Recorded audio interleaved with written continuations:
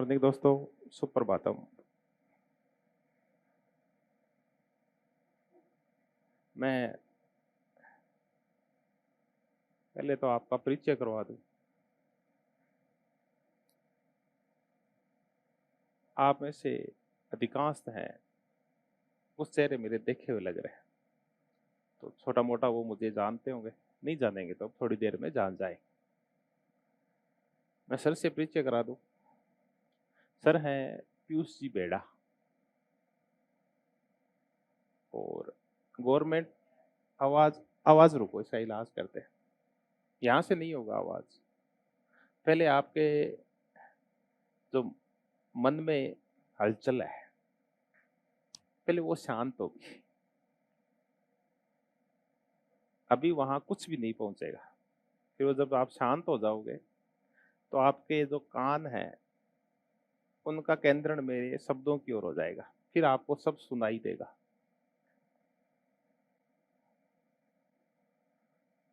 ये पंखे बंद कर लो आप। जब तक ये पंखे चलेंगे आवाज साफ नहीं आएगी।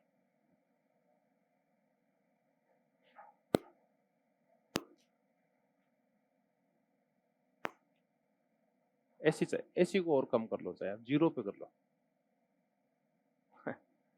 और कम कर लो, थोड़ी देर में और ठंडा हो जाएगा। तो मैं पीयूष जी से आपका परिचय करवा रहा था। पीयूष जी असिस्टेंट प्रोफेसर है गवर्नमेंट कॉलेज दुद्दू में। दुद्दू यहीं पास ही है जयपुर के, और इंग्लिश लिटरेचर के। इन्होंने अपनी हायर एजुकेशन दिल्ली यूनिवर्सिटी से कंप्लीट की। खुद जेआरएफ हैं। और आरपीएससी ने जो 2022 वाला असिस्टेंट प्रोफेसर का एग्जाम था, उसमें इनकी ओवरऑल फर्स्ट रैंक थी राजस्थान में। सर अपने यहाँ नेट जेआरएफ को, असिस्टेंट प्रोफेसर को और स्कूल लेक्चरर को और सीयूटी पीजी, जो सेंट्रल यूनिवर्सिटीज में पीजी में एडमिशन के लिए होता है जो एग्जाम, जो एनटीए लेता है, उनकी प्रिपरेशन करवाते हैं। सर का परिचय करा दूं, डॉक्टर दिग्विजय यादव। सर का संघर्ष थोड़ा लंबा है, क्योंकि पीयूष जी का टारगेट फिक्स थे, इनको तो असिस्टेंट प्रोफेसर ही बनना था। तो इन्होंने अपना टारगेट जल्दी अचीव कर लिया। मैं और सर घूम फिर के और फिर इस प्रोफेशन में आए। डॉक्टर दिग्विजय यादव यूपीएससी के एस्पायरेंट्स हैं। 3-4 बार मेंस दिया, फिर आरएस दिया, आरएस बन गए अलाइड में। तो नौकरी पसंद नहीं आई, फिर स्कूल लेक्चर बन गए हिस्ट्री से। फिर हम दोनों भाई एक साथ 2018 वाली पीएससी से असिस्टेंट प्रोफेसर बन गए। ये हिस्ट्री से बन गए, मैं पॉलिटिकल साइंस से। इनकी 4th रैंक थी। सर भी यहाँ नेट जेआरएफ को, स्कूल लेक्चरर को और असिस्टेंट प्रोफेसर और सीयूटी पीजी को हिस्ट्री करवाते हैं। आज 3 ही सब्जेक्ट हैं। धीरे धीरे इस महीने तक आते आते हम ज्योग्राफी भी शुरू कर देंगे। हमारी ये कोशिश है कि आपको वो पढ़ाएं जो पहले इस लाइन से गुजर चुके हैं और अपनी इस क्षेत्र में सफलता प्राप्त कर चुके हैं। उनको ये पता है कि इस रास्ते पे चला कैसे जाता है। हिंदी भी शुरू करेंगे, साइंस के 1-2 सब्जेक्ट है वो भी शुरू करेंगे। तो इस परिचय के बाद अब मैं आपको आज की सेमिनार के ऊपर चर्चा शुरू करता हूँ, जिसके लिए आप आए। चर्चा थोड़ी लंबी चलेगी। आ जाओ,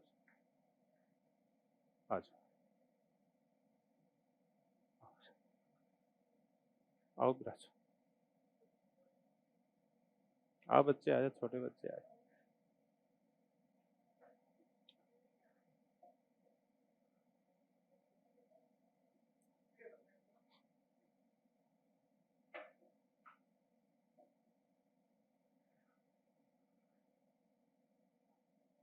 सब बिराजो। अब मैं सेमिनार के ऊपर चर्चा शुरू करता हूँ। आज के सेमिनार का हमारा पर्पस क्या है?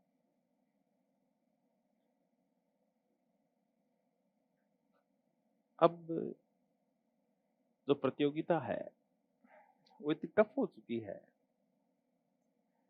कि अब ये युद्ध का मैदान हो चुकी है।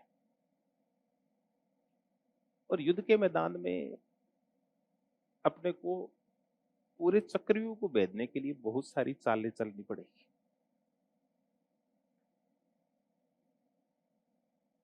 विशेष करके पॉलिटिकल साइंस में और धीरे धीरे हिस्ट्री में।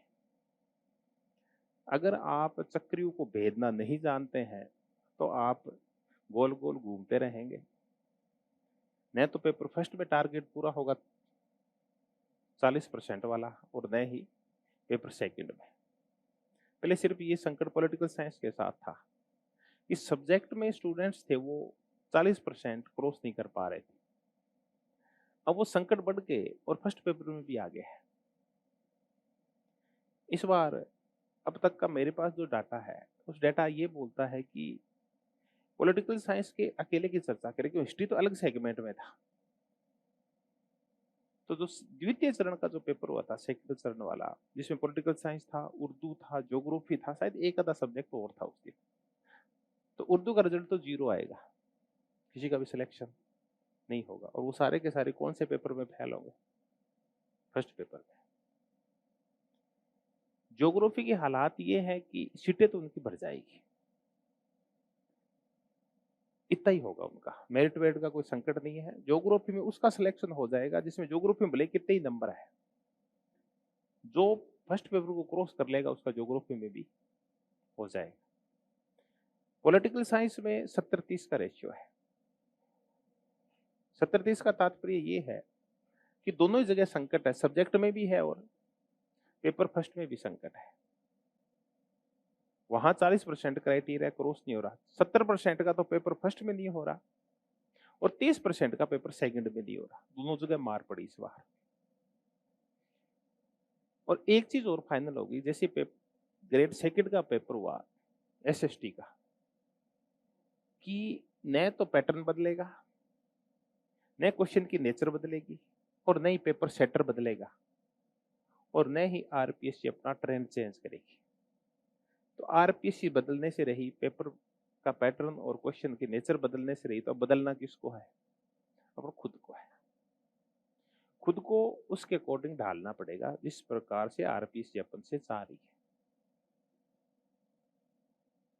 तभी मैं कह रहा था कि इस चक्रव्यूह को भेदने के लिए अपने को बहुत सारे मोर्चों पे लड़ाई करनी पड़ेगी। हो सकता है कि चक्रव्यूह के किसी एक अपन चक्र को नहीं भेद पाए तो फिर बाकी सारे चक्र भी फेल हो जाएंगे। अभिमन्यु लास्ट चक्र में फंस गया था, बाकी चक्र तो उसके हो गए थे कंप्लीट, उसे क्रॉस कर गया था। तो अपने किन किन चक्रों पे लड़ाई करनी है? पहला तो झगड़ा होता है व्यक्ति का स्वयं से। स्वयं से झगड़े का तात्पर्य है कि खुद ही हम हार जाते हैं कि ये सब्जेक्ट या पेपर फर्स्ट हमारी बस की बात है नहीं। अगर आप स्वयं हार गए हैं तो फिर तो लड़ाई आगे बढ़ेगी नहीं। लेकिन अगर आपको ये लग रहा है कि नहीं, एक बार सफल हो गए, 2 बार हो गए, मैं तो एक प्रयास और करूंगा, तब फिर लड़ाई शुरू होती है। तो पहले तो स्वयं को मजबूत करना होगा। आप चिंतन कीजिए, मनन कीजिए, कुछ भी कीजिए, और उसके बाद डिसाइड कीजिए कि या तो मैं तैयारी करूंगा, करूंगा तो उतनी जी जान से करूंगा जैसे पिछली की थी, और पूरे विश्वास के साथ करूंगा, वरना मैं तैयारी नहीं करूंगा। तो आप एक तरफ हो जाइए। आप त्रिशंकु मत बनिए कि न धरती पे है न आसमान में, बल्कि कहाँ लटक रहे हैं, बीच में। तैयारी कर भी रहे हैं लेकिन मन में ये डर भी है कि पता नहीं सिलेक्शन होगा या नहीं होगा, कहीं पिछली बार की तरह नहीं हो जाए। नहीं, ये अगर विश्वास आप में है कि नहीं मेरा तो होगा, तो ये त्रिशंकु वाली हालात से आप मुक्त हो जाए। एक दूसरा एक है धैर्य। वो आपको निरंतर धैर्य तो रखना पड़ेगा। धैर्य जीवन के प्रत्येक पक्ष में काम आता है, और आरपीएससी विशेष करके आपके धैर्य की भी परीक्षा लेती है। होता क्या है, एक बार, 2 बार, तीसरी बार तक आते आते अपन हार जाते हैं। पीछे मुझे एक दोस्त मिला, कुछ दिन मेरे संपर्क में भी रहा, तो ऐसे दिन चर्चा चल पड़ी। मुझे यार कितनी उम्र हो गई, तो उम्र की तो बात नहीं करते हैं, उम्र दराज पार कर गए वो बोले कि मैं अब तक, सर धीरे करना, मैंने 24 एग्जाम दिए, यूपीएससी से लेके आरएस के इंटरव्यू तक, और हर एग्जाम में मैं फेल हुआ हूँ। तो अब कि मेरा 25वां एग्जाम है स्कूल लेक्चर का, इसमें मैं पास हो गया। हम में से अधिकांश ने शायद 24 एग्जाम नहीं दिए, कुल एग्जाम ही 24 नहीं दिए। फेल होना तो बहुत दूर की बात है। पटवारी में वो फेल हो गया, कांस्टेबल में वो फेल हो गया, उसे यूपीएससी में वो फेल हो गया, अब स्कूल लेक्चर बन गया। तो आप में से न कुछ से 5-4 ऐसे कोशिश की, किसी ने 1 प्रयास किया, किसी ने 2 प्रयास किए। तो हमारे लिए हमारे आसपास ऐसे ही लोग है ना, वही मोटिवेट करते हैं अपने। और ऐसे मोटिवेशन भी क्यों ले, मोटिवेशन तो तब आता है जब वो खुद के अंदर से आए। तो आप ऐसे ही प्रयास करना, आप धैर्य बनाए रखना। कई बार टाइम लग जाता है लेकिन रिजल्ट आता जरूर है। मैं आपके खुद के सामने हूँ, मेरी पहली नौकरी 33 साल में लगी थी। आप में से शायद ही किसी ने 33 पार की होगी। उसने मजबूरी में करते हुए भले, बाकी आप सब लोग 25-30 के आसपास ही, 25 के आसपास। तो चलता रहता है। मैं ये नहीं कहता मैं आपका रोल मॉडल हूँ, तो आप 33 साल तक तो इंतजार करो ही करो, उसके बाद सोचना आपको भी कुछ बनना है या नहीं बनना। नहीं, रोल मॉडल नहीं हूँ, मैं तो बता रहा हूँ कि देखो जीवन में ठोकरें तो सबकी आती है। तो आपकी ठोकरें ना विशिष्ट ठोकरें नहीं है, आपके हिस्से की ठोकरें वो आपको ही खानी है, और आप कईयों ने खा चुके हैं, कईयों को और खानी है अभी भी। तो आप धैर्य बनाए रखें, सतत रूप से लगे रहें। सबसे पहले तो खुद पे विश्वास करें, अपने विषय पे विश्वास करें। पिछली बार 6 पास हुए थे, इस बार 150 के आसपास पास होंगे, अगली बार सारे पास हो जाए। तो रिजल्ट सुधर तो रहा है। जैसे जैसे परीक्षा का पैटर्न चेंज हो रहा है, आरपीसी चेंज हो रही है, आप भी उसी अकॉर्डिंग चेंज हो रहे हो, आपके पढ़ने का तरीका भी उसी प्रकार से चेंज हो रहा है। पहले आप शायद ही कभी मोबाइल में कोई साइट खोलते थे और करंट पढ़ा करते थे। आप लास्ट में जाके एक मुम्बल वगैरह लाते थे और उसी को पढ़ के काम चला लेते थे। अब आप डेली साइट देखते हैं, अपडेट होते हैं, हर एक डिपार्टमेंट की है, यूएन की है या जो भी है, आप ध्यान रखते हैं हर साइट का कि डेली करंट में अपडेशन क्या हो रहा है वो आप देखते हैं। तो इसका मतलब आप चेंज हो रहे हैं। बस हुआ क्या कि आरपीसी तेजी से चेंज होगी, अपन धीरे चेंज हो पाए, इसलिए 2 बार में दिक्कत आ गई। अब आरपीसी कम चेंज होगी, आप ज्यादा चेंज हो जाएंगे, तब अपन हर चीज है उसको क्रॉस कर लेंगे। ये 40% वाला क्राइटेरिया भी क्रॉस कर लेंगे।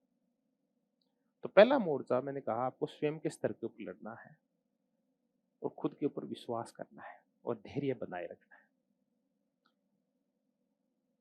आमतौर पे एक कहानी सुनते हैं, एक चाइनीज बम्बू एक पेड़ आता है। तो किसी एक किसान ने उसका एक पौधा रोपा, उसको खाद पानी दिया और उसको 1 साल तक देखता रहा, ये अब बड़ा होगा, अब बड़ा होगा, अब बड़ा होगा।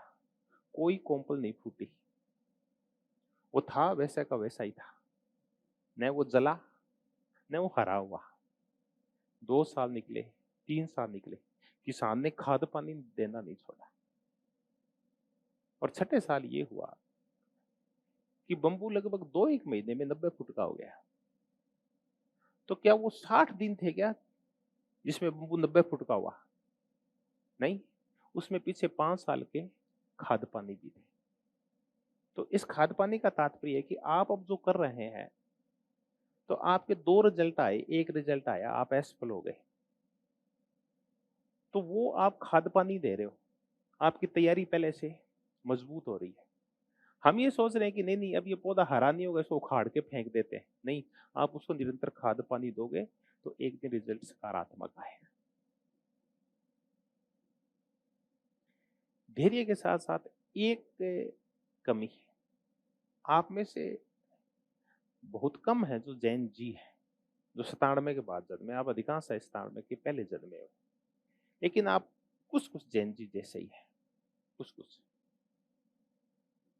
आप बहुत कुछ ना ऑनलाइन देखते हैं और बहुत ज्यादा ऑनलाइन रहते भी हैं।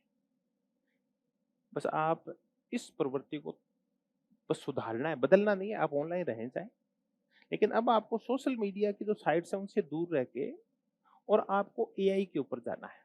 और एआई का यूज कैसे करें आप ये सीखना है आपको।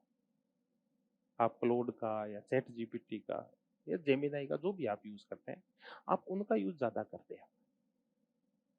मैं खुद यूज करता हूँ, ये इसलिए कि अगर आप सोशल मीडिया का ज़्यादा यूज़ करेंगे तो आप चिंतन मनन नहीं कर पाएँगे। आप अपने विषय से भटक जाएँगे। कल परसों की बात है, मैं सर के साथ डायरेक्टेड या गया हुआ था, यहाँ एक राधा कृष्ण शिक्षा संकुल है। सर अंदर चले गए, मैं इनकी गाड़ी में बैठा था। तो बैठे-बैठे और मैंने एक अंग्रेज की डायरी खोली एआई के ऊपर। वो डायरी 1851 के आसपास की लिखी हुई है, उसमें 10-12 साल के ब्यौरे हैं। तो मैंने उसको कहा अभी मुझे ये डायरी पढ़नी है। उस डायरी में तत्कालिक भारत के हालातों का वर्णन था। राजनीतिक हालातों का, सामाजिक हालातों का, धार्मिक हालात कैसे थे और आर्थिक हालात कैसे। उस अंग्रेज ने बहुत सारे विषयों पे बहुत कुछ लिखा। तो मैंने कहा कि इसको ना मुझे राजनीति विज्ञान के साथ जोड़ के और डायरी की कहानियां सुना। अब उसने मुझे कहानियां सुनानी शुरू की, मतलब सुनानी क्या, मैंने पढ़ना शुरू किया कहानियां को। तब मैंने आज तक एक टॉपिक पढ़ाया आपको, उत्तर संरचनावाद, पोस्ट स्ट्रक्चरलिज्म। एक टॉपिक पढ़ते हैं पोस्ट मॉडर्निज्म, उत्तर आधुनिकतावाद। ये दो टॉपिक पढ़ते हैं। तो उसने मुझे एक कहानी सुनाई कि उत्तर संरचनावाद और उत्तर आधुनिकतावाद ये ये बात कहते हैं कि जो सत्ता होती है, जो प्रभुत्व होता है, जो दबाव होता है, वो सरकार के पास होता है, वो नौकरशाही के पास होता है, वो पुलिस के पास होता है, वो सेना के पास होता है, वो न्यायपालिका के पास होता है, वो जेल खाने के पास होता है। ये अपने को दबाते हैं सारे मिलके। तो अपन ये सोचते आए हैं कि सिर्फ सरकारी संरचनाएं ही हमारे ऊपर नियंत्रण रखती है। तो उसने फिर डायरी की एक कहानी उठाई। उसने कहा कि अब कहानी का एक नया रूप देखते हैं। सिर्फ सरकारी संरचना ही हमारे ऊपर नियंत्रण नहीं रखती, बल्कि हमारी जो धार्मिक संरचनाएं हैं, हमारी जो लैंगिक संरचनाएं हैं, हमारी जो परंपराएं हैं, विश्वास है, रूढ़ियां हैं, वो भी हमारे ऊपर नियंत्रण रखती है और हमारे जीवन का निर्धारण करती है। सिर्फ सरकारें निर्धारण नहीं करती। तो उसने एक विधवा की कहानी सुनाई। उस वो अंग्रेज बोला कि मैं जहां पोस्टेड था, ये बुंदेलखंड का इलाका था, और मुझे मेरे गुप्तचर ने एक सूचना दी कि बुंदेलखंड के एक गांव में आज बाद दोपहर एक 19 साल की औरत सती होगी। और ये बात है 1848 की। राजा राम मोहन राय के प्रयासों से और विलियम बेंटिंग के 1829 के कानून के बाद भारत में सती प्रथा पे क्या लग चुकी है, रोक लग चुकी है। और उन बातों को आज रोक लगे हुए 20 साल हो गए हैं। और अभी भी बुंदेलखंड के एक गांव में एक बूढ़े सामंत के मरने से उसकी एक जवान बीबी क्या हो रही है, सती हो रही है। तो वो बोला कि मुझे ये तो पता था कि जब ऐसे कांड होते हैं ना, तो पूरा गांव के पुरुष इकट्ठे होते हैं। तो मैं ना अपने पूरे लाव लश्कर के साथ गया, बंदूकें बंदूकें लेके, और मैं पूरी टुकड़ी के साथ गया कि बाई चांस अगर वो लोग विद्रोह भी करें तो उनको दबाया जा सके, उस औरत को बचाया जा सके। कि मैं जब गया तो वहां जो ब्राह्मण थे वो मंत्रोच्चारण कर रहे थे। मैंने जाते 2-5-7 हवा में गोलियां दागी, तो ऐसे स्पेस बन गया और मैं जाके चिता के पास खड़ा हो गया। चिता के आग लगाने की तैयारी हो रही थी और उस औरत को चढ़ाने की तैयारी हो रही थी चिता के ऊपर। वो खड़ी थी। तो मैंने सबसे पहले ब्राह्मणों से कहा कि अगर ये औरत जल गई तो पहला दंड मैं तुम्हें दूंगा, क्योंकि मेरे पास गवाहों की कमी नहीं है। तुम्हारे गांव के लोग गवाही नहीं देंगे तो मेरे साथ सिपाही है, ये गवाही देंगे और फांसी चढ़ेंगे पंडित सबसे पहले। तो पंडित पीछे हट गए। फिर परिवार वालों का नंबर आ गया, दोबारा तुम्हारा नंबर आएगा क्योंकि तुम लोगों ने इस औरत को मारा है तो तुम मरोगे। फिर आएगा, तुम जो लोग देख रहे हो ना, इनका नंबर आएगा और तुम सब जेल जाओगे। वो भी पीछे हट गए। वो औरत आई जो सती हो रही थी, वो आके अपनी भाषा में बोली, तो उसका बाद में किसी ने मुझे ट्रांसलेशन करके बताया हाथों हाथ ही। वो बोली कि आज तू मुझे बचा लेगा, मैं अभी 19 साल की हुई, लेकिन बाद में जब मैं यहाँ से जाऊंगी अपने घर, तो मेरे औलाद तो है नहीं, अपने पियर वाले मुझे घुसने नहीं देंगे। तो मेरे जो परिवारजन है ये क्या करेंगे, मुझे एक अंधेरी कोठरी में बंद कर देंगे और एक एक करके मेरे क्या उखाड़ देंगे सारे बाल। विधवाओं के साथ ऐसा ही होता है, उच्च जातियों के अंदर आज भी होता है। फिर हमेशा ही मुझे वहां पशु की तरह रखेंगे। फिर ये जो मेरे देवर हैं ये मेरा देह शोषण करेंगे और एक दिन ये वही कहेंगे कि मैं मर गई, क्योंकि इनको मेरी जमीन भी हड़पनी है। क्योंकि अपने यहाँ ये है कि जब पति की डेथ हो जाती है तो उसकी जमीन या तो उसकी विधवा के नाम आती है, उसकी औलाद के नाम आती है, भाइयों के पास नहीं जाती वो। तो जमीन के लिए एक दिन मुझे मार देंगे, तो मैं तिल तिल मरूं, इससे अच्छा है कि मैं क्या करूं, एकदम मर जाऊं। तो ये है उत्तर संरचनावाद। उस औरत को सरकार ने दबाया क्या, पुलिस ने दबाया क्या? नहीं, उस औरत को परंपराओं ने और धर्म ने दबाया। तो सत्ता हर जगह फैली हुई होती है, सत्ता सिर्फ सरकार के पास नहीं होती, चीजें सेंट्रलाइज नहीं होती, बल्कि फूको कहता है पावर डिसेंट्रलाइज होती है। सत्ता जैसे कोशिकाओं में एनर्जी फैली होती है, वैसे शरीर के प्रत्येक कण में सत्ता होती है। वैसे ही हर एक एक व्यक्ति में, हर एक एक परंपरा में, विश्वास में, धर्म में, हर एक व्यक्ति के पास सत्ता होती है। तो मैं ये कह रहा था, जब आप पढ़ना शुरू करो ना, तो राजनीति विज्ञान को आप ऐसे पढ़ा करो ताकि आपकी समझ विकसित हो, ताकि आपको पता चले कि अपन रट लेते हैं उत्तराधुनिकतावाद, उत्तर संरचनावाद, लेकिन समझ में नहीं आता। तब मैं कह रहा था आप सोशल मीडिया से दूर रहो ताकि ये तो चिंतन मनन कर पाओ। एक जब चीजें समझ में नहीं आए ना, तो उनको स्किप मत किया करो कि चल बाद में समझ में आ जाएगी। बाद में क्यों आ जाएगी? आप हाथों हाथ जो पैरा आपके समझ में नहीं आया, जो शब्द समझ में नहीं आया, जो टर्म समझ में नहीं आए, जो कंसेप्ट समझ में नहीं आया, कुछ नहीं करना, एक छोटी सी फोटो तो डालनी है। उसकी फोटो ली, जेमिनी पे डाली, बोला उदाहरण सहित समझा मुझे, 5 उदाहरण दे इसके। फिर आप उस चीज को कभी नहीं भूलोगे और आपको पढ़ने में जोर भी कम आएगा। और धीरे धीरे आप देखोगे कि आपकी समझ विकसित हो गई है, आप खुद उदाहरण बनाने लग गए हैं और अब चीजों को रटने की आवश्यकता नहीं है। तो सोशल मीडिया से आप प्लीज, जो भी रहते हैं सोशल मीडिया पे, धीरे धीरे दूरी बना के एआई पे ट्रांसफर हो जाओ आप। एक, लेकिन क्या इससे काम चल जाएगा? क्या नहीं, इससे काम नहीं चलेगा। पेपर और चीजें चेंज होगी। समझ आधारित तो है ही है, कंसेप्ट भी बहुत आते हैं आजकल और फैक्ट्स उससे भी ज्यादा आने लग गए हैं। फैक्ट्स समझ में कम आते हैं, रटने पड़ते हैं। तो आपको रट्टाफिकेशन वाली आदत तो बनाए रखनी है, वो तो हर हालात में, उसको तो और ज्यादा रिच करना है। और फैक्ट्स के हालात ये हैं कि जैसे पॉलिटिकल साइंस का पेपर हुआ, हमने एक प्रयोग करके देखा कि अपन ने सबसे जो इंटेलिजेंट एआई है आज के दिन, वो क्लोड है, जो एंथ्रोपिक का एक एआई टूल है। इससे इंटेलिजेंट कोई नहीं है। जब ईरान के ऊपर अमेरिका ने हमला करने की सोची, तो सबसे पहले अमेरिका के जो हमला करने वाली टीम थी, जिसको पूरी रणनीति बनानी थी, वहां के मिलिट्री के ऑफिसर्स, उन्होंने एंथ्रोपिक से कहा कि आप हमें अपना टूल और उसकी एक्सेस दीजिए ताकि हम वार स्ट्रेटजी बना सकें, युद्ध की रणनीति बना सकें। तो एंथ्रोपिक के मालिक ने मना कर दिया कि मेरा एआई टूल है, ये लोगों को मारने के लिए नहीं है, लोगों को ज्ञान देने के लिए है। लेकिन सत्ता के आगे सब मजबूर होते हैं। वहां सेना के अफसर पहुंचे और उनको वहां से भगा दिया और कब्जा कर लिया एंथ्रोपिक के ऑफिस के ऊपर। और उस टूल का यूज करके और ऐसी स्टीक रणनीति बनाई कि कितने सारा ईरान का जो सर्वोच्च नेतृत्व था एक साथ ही मारा गया। पता नहीं उनको सूचना कहां से मिली। ये खमनई खुमनई और उसका परिवार और उसके जितने भी लीडर थे, टॉप लीडर, एक हमले में मरे थे, आप बताओ। और ये सटीक सूचना किसने दी उसको? एंथ्रोपिक ने। तो हमने सोचा एंथ्रोपिक से इंटेलिजेंट कोई भी नहीं है, उसके पास जितने फैक्ट्स हैं उसी के पास दिए। तो हमने पूरा पेपर स्कैन किया, एंथ्रोपिक को दिया कि ले बता। फेल हो गया एंथ्रोपिक पॉलिटिकल साइंस। वो फेल इसलिए नहीं हो गया कि उसको उत्तर नहीं आते थे, हमने उसकी नेगेटिव मार्किंग की तब फेल हो गया वो। क्योंकि उसने जो गलत उत्तर बताए वो हमने उसकी नेगेटिव मार्किंग कर दी, तो उसके नंबर बने 53 है। और अपने को कितने चाहिए? 60।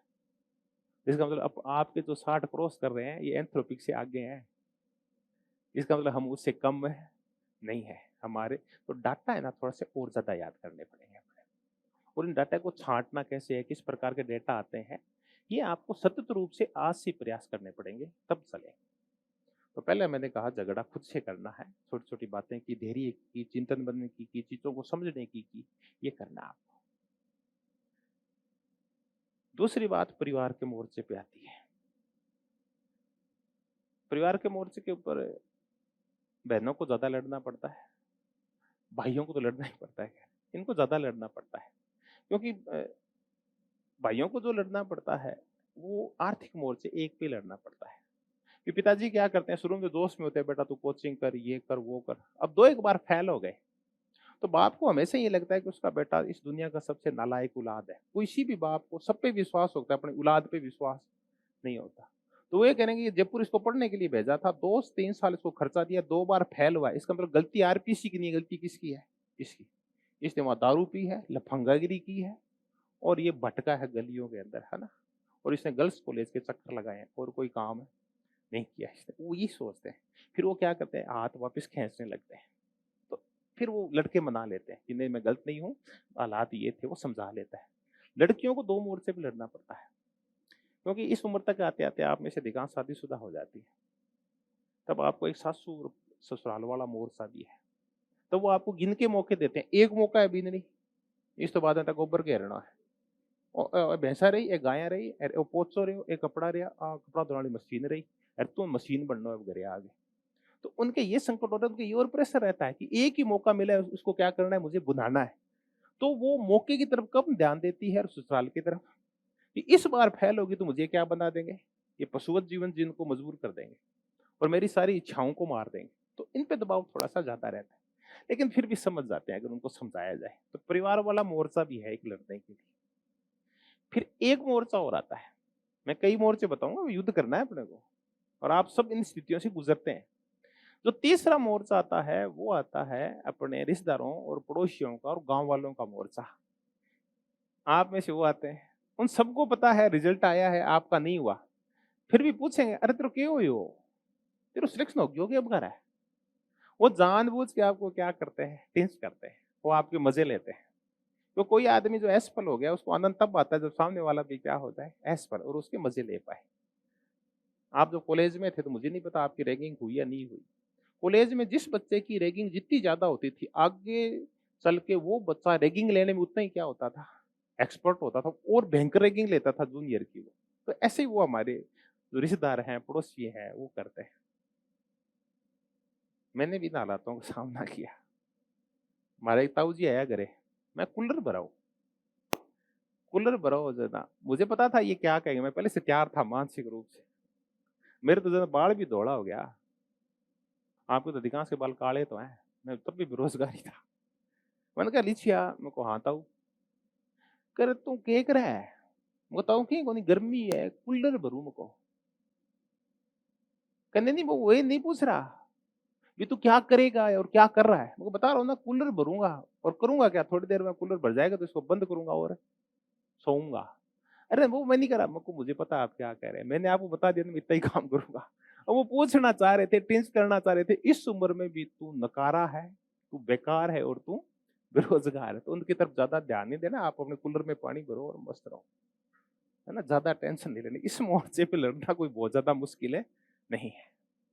मुझे पता है आप कई दोस्त आते हैं, गुरुजी में तो गाँव कौन जाऊँ, वो क्यों कौन जाओ रहा है, तो गाँव वाला जीर्ण कौन दे कोई वो भी समस्या का समाधान होता है। फिर एक और मोर्चा खुला हुआ है जो भी इसने खोल रखा है, सोनम वांगचुक ने, वो भी एक मोर्चा है। ये कॉन्फिडेंस को लूज करते हैं। लगभग ये मैं मानता हूँ 90% आरपीएससी ने ये मोर्चा तो जीत लिया। कि थोड़ा सा जो विश्वास भंग हुआ था, क्योंकि पहले तो अपन हार ही जाते थे कि अपने पास पैसा है नहीं, अपन जालोर से उदयपुर जा ही नहीं सकते क्योंकि बस की टिकट बहुत ही महंगी है, शायद 5 लाख की थी क्या, सेकंड ग्रेड की टिकट कितने की थी जो बस गई थी एक, वो उतनी महंगी टिकट अपन खरीद नहीं सकते 5 लाख की इतनी दूर की। तो अपन पहले ही हार मान जाते थे। तो ये मोर्चा तो अपने एक मोर्चा ये आरपीएससी ने जीत लिया है, एनटीए नहीं जीत पाया, सेंट्रल गवर्नमेंट नहीं जीत पाई, लेकिन आरपीएससी ने कुछ कुछ जीत लिया। 10% अंदर होता वो पता नहीं चल रहा आज भी अपने। लेकिन वहां बाप को श्योर मान के चले कि अगर आपकी तैयारी तो आपका होगा, चोर और लुटेरे और ठग हैं वो नहीं बनेंगे। और एसआई में उनका जो हालात हुई हमने देख ली। तो इस मोर्चे पर विश्वास बना के रखें। अब आ गया जिससे हमें लड़ाई लड़ती है, वो है आरपीएससी। आरपीएससी अपना पैटर्न चेंज कर रही है और हम पुराने पैटर्न से तैयारी नहीं कर सकते। उसके हथियार एडवांस है, हमारे हथियार भी हमें एडवांस और करने पड़ेंगे, उससे आगे चलना पड़ेगा, पेपर फर्स्ट में भी और पेपर सेकंड में। अब मैं आपसे दोनों पेपर की चर्चा करूंगा, मैं पेपर फर्स्ट की भी चर्चा करूंगा और पेपर सेकंड की भी चर्चा करूंगा। पहले पेपर फर्स्ट की चर्चा करते हैं, तो कॉमन चर्चा है। पेपर फर्स्ट में पहले सिंपल सा था, थोड़ा सा पढ़ लेते थे, आधा एक छोड़ देते थे, आधा एक पढ़ लेते थे, सब्जेक्ट अच्छा हुआ करता था और मेरिट में ठीक ठाक से मेरिट के साथ सिलेक्शन हो जाता था। लेकिन पिछली बार से और इस बार तो विशेष करके सब्जेक्ट की बजाय ज्यादा महत्वपूर्ण कौन हो गया है? Paper first. और जो डर रहे थे ना कि हमारा पेपर फर्स्ट खराब है, वो सारे डूब गए। वो डरे तो सही, लेकिन अपनी रणनीति चेंज नहीं की। तो डरना अलग चीज होती है, रणनीति बनाना अलग चीज होती है। उन्होंने क्या किया, वो डर तो था उनके मन में, लेकिन उन्होंने अपने युद्ध करने का तरीका नहीं बदला। आर्ट्स वाले तीन चीजों को कॉमनली पहले छोड़ के चलते हैं, हिंदी मीडियम वाले तीन चीजों को छोड़ते हैं। वो सबसे पहले छोड़ते हैं मैथमेटिक्स को, जो उन्होंने 10th के बाद आज तक नहीं पढ़ी। फिर वो दूसरे नंबर पे छोड़ते हैं साइंस को, और तीसरे नंबर पे छोड़ते हैं वो इंग्लिश को। इंग्लिश वाले जो ह्यूमैनिटीज के हैं, आर्ट्स वाले, वो हिंदी को छोड़ देते हैं, इंग्लिश तो वो कर लेते हैं। तो एक लैंग्वेज छोड़ देते हैं, साइंस छोड़ देते हैं, मैथ्स छोड़ देते हैं। उसके बाद उनके पास लड़ने के लिए क्वेश्चन बचते हैं बड़े बड़े। मैं ये मानता हूं कि 55 क्वेश्चन बचते हैं, 20 क्वेश्चन तो उन्होंने छोड़ दिए। अब उन 55 में से वो जब 30 लाए, 55 में से 30 लाने हैं अब आपको, तब आपके जो परसेंटेज है वो बढ़ के अब लगभग 57-58 हो गए हैं। अब आपको 40% नहीं लाने, बल्कि अब आपको 58% लाने हैं। अब वो कैसे आए? बस यही तो गड़बड़ करते हैं। 75 में से 30 अलग चीज है, वो 40% ही है, लेकिन 55 में से 30 लाना मुश्किल हो जाता है, क्योंकि जिस हिसाब से पेपर आ रहा है। तो आप क्या करते हैं, जैसे तैयारी शुरू करते हैं तो पहले दिन आप हथियार डाल देते हैं कि ये 3 सब्जेक्ट के तो मैं हाथ ही नहीं लगाऊंगा।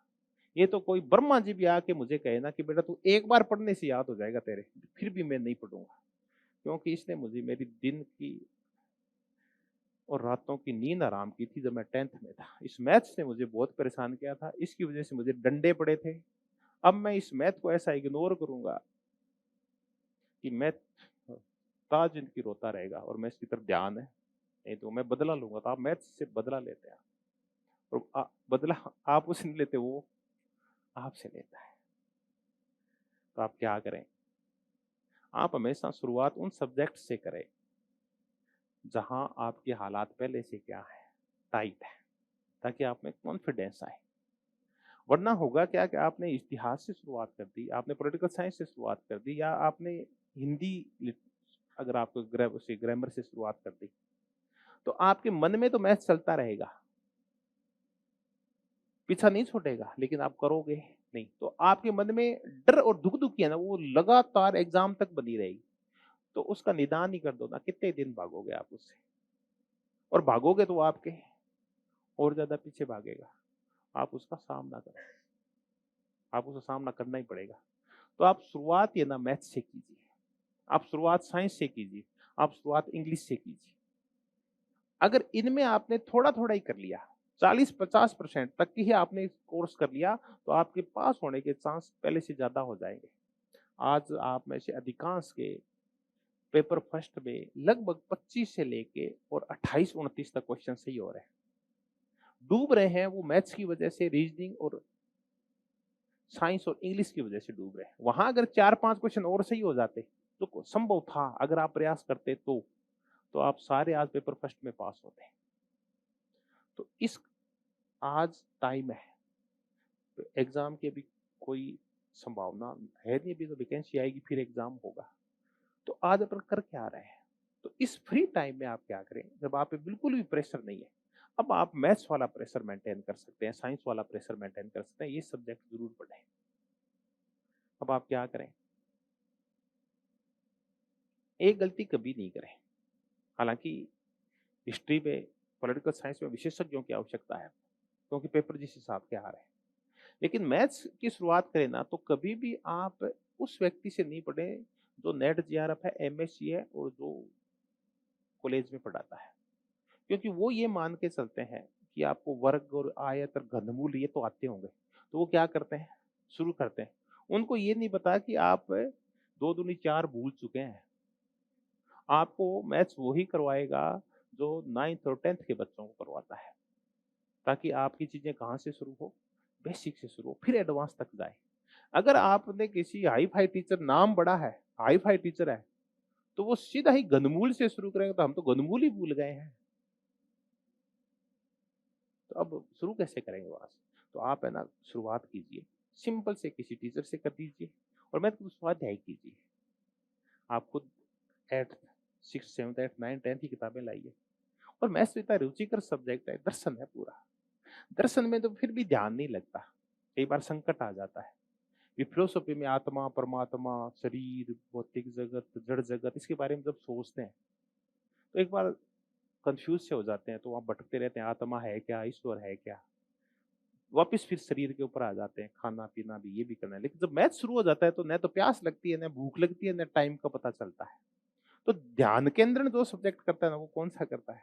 मैथ्स करता है, इतना रुचिकर हो जाएगा। लेकिन आप उसको शुरुआत से सिंपल तरीके से शुरू कीजिए। एक, दूसरा आप आड़ू तरीके से काम करते हैं। आप तो क्या है कि शेर की तरह से छलांग लगाते हैं, जोटा तरिया सिर तो कर लियो नीचो और दो धक्को। जोटा तरिया काम कौन करनो। आप सबसे पहले सिलेबस उठाओ अपना और उसमें देखो मैथ्स के टॉपिक क्या है, एक सी भी सब्जेक्ट के। फिर है ना आप जितने भी आज तक के ओल्ड पेपर्स में पीवाईक्यू जिनको बोलते हैं, उनको छांटो आप कि किस टॉपिक में से कितने क्वेश्चन है, किस प्रकार के आए। फिर आपको उसमें से कुछ ऐसे टॉपिक्स मिल जाएँगे जिनके ऊपर आपकी अच्छी पकड़ है या आप उनको तो बहुत सिंपली अगर करें तो बहुत जल्दी कर सकते हैं, उनको पहले कर लो आप। हम ये करते ही नहीं है। हम तो सबसे पहले क्या करते हैं कोचिंग देखते हैं, फिर मास्टर जी का नाम देखते हैं, कि बहुत ही मोटा मास्टर है, उनसे पढ़ना शुरू कर देते हैं। हमें पता ही नहीं है वो क्या पढ़ा रहे हैं, क्या नहीं पढ़ा रहे हैं। तो आप पहले ना तलवार तीखी कीजिए, युद्ध मैदान में जाने से पहले। उस तलवार को तीखा नहीं करते, हम रणनीति नहीं बनाते पहले। तो आप कम से कम 15 दिन तो सिलेबस और पीवाईक्यूज के ऊपर दीजिए और हर सब्जेक्ट के हर एक क्वेश्चन के ऊपर देखिए कि कितनी डेप्थ तक आता है और क्वेश्चन को छांटिए तो सही आप एक बार। आप आधा मैदान जीत चुके होंगे अगर आप पेपर का एनालिसिस करना सीख गए। हम क्या करते हैं, ये काम ही नहीं करते। एनालिसिस कभी नहीं करते कि इस पेपर में क्वेश्चन कहाँ से आया है, किस प्रकार का आया है, किस टॉपिक में से आया है, 9th की में से आया है, 10th में आया है, इसमें किस टॉपिक में से आया है, किस सेगमेंट में से आया है। ये क्वेश्चन बार-बार रिपीट हो रहा है क्या? किस सेगमेंट के क्वेश्चन बार-बार आ रहे हैं? किस टॉपिक से क्वेश्चन बार-बार पूछे जा रहे हैं? किसी से एक बार भी नहीं पूछा गया? किसी से ऐसे पूछे गए कि आप कितना ही प्रयास कर लो, आप उन्हें कर ही नहीं सकते, तो वो टॉपिक छोड़ना ही है अपने को। लेकिन पूरा सब्जेक्ट नहीं छोड़ना आपको, कुछ टॉपिक्स छोड़ सकते हैं आप। आपको ये नहीं कि पूरा विशेषज्ञ बनना है, लेकिन जनरली सब जो सब्जेक्ट हैं आपके उनको छू के तो जाओ एक बार आप। आज ये बहन है, ये बीकानेर से हम बैठे ऐसी बातें कर रहे थे कि मैंने जब स्कूल लेक्चर की तैयारी शुरू की तो सबसे पहले मैंने मैथ्स छोड़ा हुआ था, वहीं से शुरू की मैंने। फिर मैं एक सर के पास गया, मुझे यार आप मैथ्स पढ़ाते हैं, मुझे किसी ने कहा कि मैथ्स ठीक पढ़ाते हैं, ये 9वीं 10th 10th को पढ़ाते हैं, सेकंड ग्रेड टीचर हैं, तो ये आपको समझा देंगे मैथ्स। तो मैं 4-5 दिन गया, तो पता नहीं वो 2 इंटू 2 इंटू 3 इंटू 6 पता नहीं क्या करवा रहे थे। मैं पता नहीं यार ये कौन सा मैथ्स करवा रहे गुरुजी। मैंने आतो आती क्लास छोड़ दी और आके पेपर लेके बैठा, 9th 10th की किताबें लेके बैठा और मैंने 2 महीने बाद पता किया वो गुरुजी वहीं साइंस पता नहीं क्या करवाते 2 की स्क्वायर 2 वहीं पर बैठे थे और मैंने पूरा सिलेबस ही कर दिया तब तक। मीन मोड मीडियन से शुरू किया और जो-जो मुझे आता था वो सारा कंप्लीट कर लिया। फिर जो टिपिकल थे वो चीज़ें समझ ली। मैथ्स हो गया, साइंस 9th 10th की किताबों से कर ली। अब बच गई इंग्लिश। मुझे उससे सबसे ज़्यादा डर लगता था। मैंने पहले ये सोच लिया मैं इसको स्किप करूँगा। फिर मैं वो 70 पे नहीं अपन 75 की पूरी लड़ाई लड़ाई। तो मेरा एक पड़ोसी था जो रूम में रहा करता था, वो सेकंड ग्रेड से इंग्लिश की तैयारी कर रहा था। तो मैंने उसको कहा यार तू मुझे साइंस के ये 4-5 टॉपिक है, मैंने क्वेश्चन छाँट लिए हैं और मुझे ये 4-5 टॉपिक करा ले, नरेशन करवा दे। एक्टिव पैसिव को क्या बोलते हो सर आप? नरेशन बोलते हो। वो डायरेक्ट इनडायरेक्ट जो भी है, मैं तो भूल गया अब। आर्टिकल्स करवा दे, ठीक है। तो उसने मुझे मैंने जो किया, उसने मुझे सिंपल तरीके से 5 या 6 टॉपिक कराए। डेली वो मुझे 2 ढाई घंटे पढ़ाता और मैं 4-5 दिन पढ़ा उसको। और फिर भी उनको बार-बार जब भी मुझे टाइम मिलता आधा घंटा, तो हो सकता है मैंने पेपर तक लगभग 25-30 घंटे पढ़ी। 5 क्वेश्चन आए थे और मेरे 3 सही हो गए। अगर मैं नहीं पढ़ के जाता तो मेरा होता 0, क्योंकि हर 5 में से 1 क्वेश्चन बिल्कुल ही सिंपल आता है। लेकिन वो भी तब टफ हो जाता है जब हम सब्जेक्ट को छू के नहीं गए। अगर हमने सब्जेक्ट को थोड़ा सा छू लिया तो 1 क्वेश्चन सही हो जाता है। थोड़ा सा पढ़ते 2 हो जाते हैं, थोड़ा सा और ढंग से तैयारी कर लेते 3 हो जाते हैं। 1-2 क्वेश्चन तो कितनी तैयारी कर लो होते ही नहीं है, क्योंकि 100% कोई चीज ही दी है। अपने को टारगेट 40% का लेके चलना है एक बार, उसको तो क्रॉस करें कम से कम। तो आप किसी भी सब्जेक्ट को छोड़ के नहीं जाए। तो पहले तो आप पीवाईक्यूज ढंग से देखें, पैक हो जाएं और सिलेबस का डेली चिंतन मनन करें और करंट के अपडेट रहें। ये आज से शुरू करना पड़ेगा, एक आदत डेवलप करनी पड़ेगी। आप कहते हैं करंट तो बदलता रहता है, करंट बदलता जरूर रहता है, लेकिन करंट जुड़ा हुआ भी तो होता है आपस के अंदर। बहुत सारी घटनाएं सीरीज में चलती है, तो आप अंतिम घटना करोगे तो पहले वाली घटना अगर आपको नहीं पता है तो अंत वाली घटना याद भी नहीं होगी। तो ये है कि आप करंट है ना, अभी थोड़ा थोड़ा जिस प्रकार भी आप जो भी एक आधी मैगजीन है, छोटा मोटा न्यूज़पेपर आप पढ़ना शुरू करो कि हो क्या रहा है। तो आप करंट से अपडेट रहें। 9th-10th की मैथ्स की किताबें देखें, 9th-10th की साइंस की किताबें देखें। ज्योग्राफी के लिए आप कोई एक ऑथेंटिक एक कोई बुक ले आए। राजस्थान की है तो 6वीं से 10वीं तक जो भी किताबें आती है वो देख लें, या जो भी टॉपिक है आपके वो देख लें आप। कल्चर के लिए बस इस एक कोई ऑथेंटिक नोट्स या गाइड ले लें, लेकिन उन पे भरोसा नहीं करें। भरोसा करें वो बेसिक बुक्स जो आपके पास हैं। तो अब जब आपने पीवाईक्यूज कर लिया है, सिलेबस को आपने डिकोड कर लिया है पूरे का, और आपको पता चल गया कहाँ से क्या आ रहा है, तो मटेरियल इकट्ठा करो। तो एक किसी भी कोचिंग के किसी भी संस्थान के नोट्स या कोई एक गाइड ले लो जो ऑथेंटिक है, और दूसरा बेसिक बुक्स जरूर पढ़ो। जैसे आप 6वीं से 10वीं राजस्थान की आर्ट कल्चर और हिस्ट्री जो बुक्स चलती है वहीं से पढ़ के जाए आप, उसके खुद के नोट्स भी बना लें। एक गलती हम जो बार बार करते हैं वो हम कई बार सब्जेक्ट के नोट्स बना लेते हैं, लेकिन पेपर फर्स्ट के लिए नोट्स नहीं बनाते, नहीं अपन पेपर फर्स्ट के लिए नोट्स। ये आदत भी आप छोड़ दो, आप नोट्स बनाना शुरू करो। आप कहते मैथ्स में क्या नोट्स बनाए? मैथ्स में मैं नहीं कहता क्वेश्चन दर क्वेश्चन आप नोट्स बनाओ, लेकिन आप फार्मूले तो लिख ही सकते हो। अब वो फार्मूले ना आपके दिमाग में एक इमेज बनाते हैं। आप जब दोबारा पढ़ोगे तो पहले फार्मूले पढ़ लो, फिर उनके क्वेश्चन सोल्व करना शुरू कर दो। तो आप नोट्स बनाने की आदत जरूर डेवलप करो। आप में से 50% से ज्यादा के असफल होने का मूल कारण ये है कि आप पेन नहीं चलाते। आप तो शुरुआत करते हैं, तो मैंने देखा है पप्पू टाइप शुरुआत क्या होती है। पप्पू टाइप शुरुआत ये होती है कि आपने नया तो सिलेबस पढ़ा, नया आपने पीवाईक्यूज किए, कोई आपका एक परिचित है या आपने मेरे जैसे लोगों को ऑनलाइन देखा, हमने धड़ाधड़ माहौल बनाने के लिए 10-15 किताबें बता दी, और वो गुरुजन तो अंग्रेजी किताबों को उठा है। ये तो ऑक्सफोर्ड प्रेस की किताबें बता रहे हैं, ये गुरुजी विद्वान है, और किताबों का ढेर ले आए। सुंदर सुंदर 100-150 रजिस्टर ले आए, एक डायरी ले आए सुंदर सी, अच्छा खाकी सा कवर है उसका, है ना, वो बटन से बंद होती है, और कुछ अलग अलग प्रकार के हाइलाइटर ले आए, पीला, कड्डी कलर का, नीला, काला, ऐसे ना भांति भांति के। अब आप सिर में ले शोमा किताबा होते क्रश हो गए, आपको पता ही नहीं उसमें से पढ़ना क्या है। तो किताबों का ढेर ले आएंगे, हाईलाइट ले आएंगे, फिर चलो आपने पढ़ना शुरू कर दिया। अब आप क्या कर रहे हैं? लिख कुछ नहीं रहे, चीजों को क्या कर रहे हैं? हाईलाइट कर रहे हैं, और पहले दिन से हाईलाइट करना शुरू कर देते हो। आप उस जब देखते हो, जब उस टॉपिक को दोबारा पढ़ते हो, तो आप ये देखते हो कि पूरी किताब ही क्या हो गई, हाईलाइट हो गई। तब वो पब्लिशर रोता है कि अगर मुझे पता होता तो ये वही काम मेरे को कर, मैं कर देता, ये तो आपने हाईलाइट की तो मैं कर देता। तो आप क्या करते हैं? पहली बार में हाईलाइट करना शुरू कर देते हैं। तो आप ऐसे मत करें, आप पहले पढ़ लें उसको ध्यान से, दोबारा पढ़ें तो छोटा मोटा हाईलाइट कर लें, और तीसरी बार पढ़ें तो खुद के नोट्स बनाएं। आप किसी के भी नोट्स पे भरोसा नहीं करें, आप सिर्फ खुद पे भरोसा करें। हम भी जब नोट्स देते हैं आपको, तब हम भी यही कहते हैं, ये कोई रामबाण नहीं है, ये आपका एक बेस बना सकते हैं, आपको थोड़ी मोटी चीजें समझा सकते हैं, लेकिन आप में समझ विकसित नहीं कर सकते, वो तो आपको खुद को करनी पड़ेगी। और वो आप जितना ज्यादा बेसिक बुक्स पढ़ेंगे, समझ उतनी ज्यादा विकसित होगी। बेसिक बुक्स में ये नहीं कहता आप 5-5 पढ़ो, लेकिन कम से कम एक विषय की कितनी बेसिक बुक पढ़ो, एक तो पढ़ो, ताकि समझ विकसित हो, ताकि चीजों को रटना नहीं पड़े। तो ये आपको करना ही पड़ेगा, आपको नोट्स बनाने पड़ेंगे। एक और गलती करते हैं, नोट्स नहीं बनाते, इसके अलावा एक गलती और करते हैं, सब्जेक्ट से अपने को स्वाभाविक प्रेम हो जाता है। अपने घर में लंबे समय तक एक कुत्ता अगर गेट पे बार बार आए, तो हम कुत्ते से भी क्या करने लगते हैं, प्रेम करने लगते हैं, उससे परिचित हो जाते हैं। विषय को तो हम क्या कि 11th से ही पढ़ रहे हैं, हो सकता है मैंने उदाहरण गलत दे दिया हो, लेकिन मैं बता रहा हूँ कि अगर लगातार किसी चीज के सतत संपर्क में आए, तो उससे अपने को प्रेम हो जाता है। तो विषय को क्या हम बार बार पढ़ते हैं, तो उससे हमें प्रेम होता है।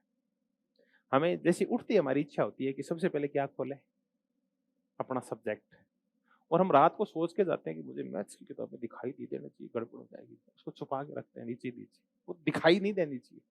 सब्जेक्ट दिखता है, हम उठा लेते हैं, पढ़ने मजा आने लग जाता है, धीरे धीरे समझ भी आती है उसमें से, क्योंकि आपने काफी कुछ पढ़ा हुआ है। उसको पढ़ते जाते हैं, 8-10 घंटे पढ़ लिया, फर्स्ट पेपर के हाथ ही नहीं लगाया। ये गलती आप मत किया करो, क्योंकि फर्स्ट पेपर आजकल सेकंड पेपर से ज्यादा जरूरी हो गया है।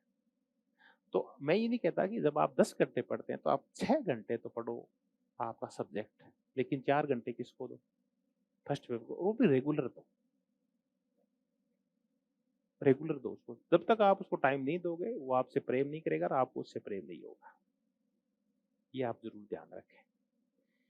एक चूंकि अभी लंबा टाइम है, एक गलती हम और करते हैं, हम तब चेतते हैं जब वैकेंसी आ जाती है, उसके बाद टाइम नहीं होता, क्योंकि आरपीसी तो चेंज हो चुकी है, आजकल तो टाइम देती नहीं है। इस तरफ से वैकेंसी है, या तो डेट आ जाएगी, फिर आपके मरने तो अगली तैयारी देखेंगे। तो आप या तो तैयारी करनी नहीं है, और करनी है तो आज से शुरू करनी है। आप जाते हैं तैयारी शुरू कर दो, आप गांव में डांडी में जहां भी कहते हो, आप स्वाध्याय शुरू कर दो। मैं नहीं कहता आप किसी संस्थान में जाओ, लेकिन आप तैयारी शुरू आज से ही करो। आपके पास सिलेबस है, आपके पास जाते वक्त आप जयपुर से आए हैं, कोई वापस जा रहे हैं, तो जाते पीवाई की उसकी बुक्स लेके जाए आप, सारे पेपर हो जिसमें, और तैयारी आज से शुरू करो, तब जाके और आप इतने लेंथी सिलेबस को कवर कर पाओगे, इनके नोट्स बना पाओगे, बार बार दोहराव कर पाओगे। एक और आता है आपके साथ दिक्कत, कि आप एक बार करते हैं फिर भूल जाते हैं, और ये प्रोसेस एग्जाम तक चलता ही रहता है, याद किया भूल गए, याद किया भूल गए। लेकिन ये सतत रूप से चोटें हैं जो धीरे धीरे स्थायी हो जाती है। आप धीरे धीरे आप देखेंगे कि अगर आपको नोट्स बनाने की आदत है, तो नोट्स कंसाइज होते जाते हैं, छोटे होते जाते हैं, और उनका रिवीजन उतना ही ज्यादा बड़ा होता जाता है। जैसे हम तो आपको 4000 पेज के देते हैं पॉलिटिकल साइंस में, वो 4000 पेज पढ़ने के लिए नहीं होते, उनके कोई 500-700 पेज के नोट्स बनते हैं लास्ट के अंदर।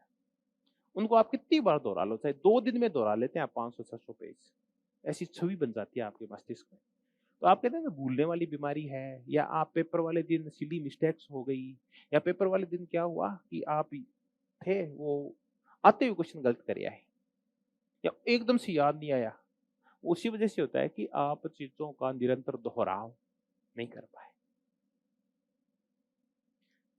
पहले मैं ये सोचता था कि जो टॉपर होते हैं उनको ज्यादा ज्ञान होता है, फिर जब ये मेरे साथ हुआ ना, तो मैंने देखा कि मैंने बहुत ज्यादा चीजें नहीं पढ़ी। मुझे स्कूल लेक्चर का नहीं पता, लेकिन असिस्टेंट प्रोफेसर की तैयारी जब मैंने शुरू की थी, तो मुझे लगभग 2.5-3 साल मिले, क्योंकि एग्जाम आगे खिसकता गया। तो जब रिजल्ट आ गया, तो मैंने सोचा भी मैं यहाँ तक पहुंचा कैसे। तो मैंने एक ही चीज नोट की कि मैंने इतना बड़ा एक रजिस्टर बनाया था, जिसमें 250-300 पेज थे, और वो टोटल सिलेबस को लगभग 85% कवर करता था, 15% तो कवर ही नहीं करता था। वो मैटर नहीं था मेरे पास। आज तो अवेलेबल है, क्योंकि उस टाइम ऑनलाइन का सिस्टम नहीं था, और बुक्स मिली नहीं थी, तो इंग्लिश में थी, पता नहीं किस यूनिवर्सिटी की किस लाइब्रेरी में थी, मुझे तो वो नहीं मिली। तो मैंने 85% से लड़ाई शुरू की, बाकी मैटर नहीं था, पढ़ूं कहाँ से। तो लेकिन मैंने जो 85% था उसको इतनी बार किया कि मेरी एग्जाम वाले दिन एक्यूरेसी बहुत सही आई, मेरे क्वेश्चन गलत नहीं हुए। भले ही मेरे क्वेश्चन छूट गए, लेकिन गलत नहीं हुए जो आ रहे थे। जो उस 85% में है ना, वो गलत नहीं हुए। तो जो आप कहते हैं ना, आपकी एक्यूरेसी नहीं आती। एक्यूरेसी इस वजह से नहीं आती कि आपने चीज़ों का बार-बार क्या नहीं किया होता, दोहराव। ये दोहराव कब नहीं होता? जब हमारी सतत लंबी तैयारी नहीं होती ना, तब दोहराव नहीं होता। तभी मैं कहता हूँ आज से शुरू करो आप, और उसी गति से पढ़ते रहो जिस गति से आप एग्ज़ाम के टाइम में पढ़ते हैं। आप कहते हैं तो असंभव है, तो इसी वजह से तो आपका रिज़ल्ट आता है वो असंभव वाला ही आता है। आप फेल हो जाते हैं, संभव है। मैं भी कई बार यही सोचता था।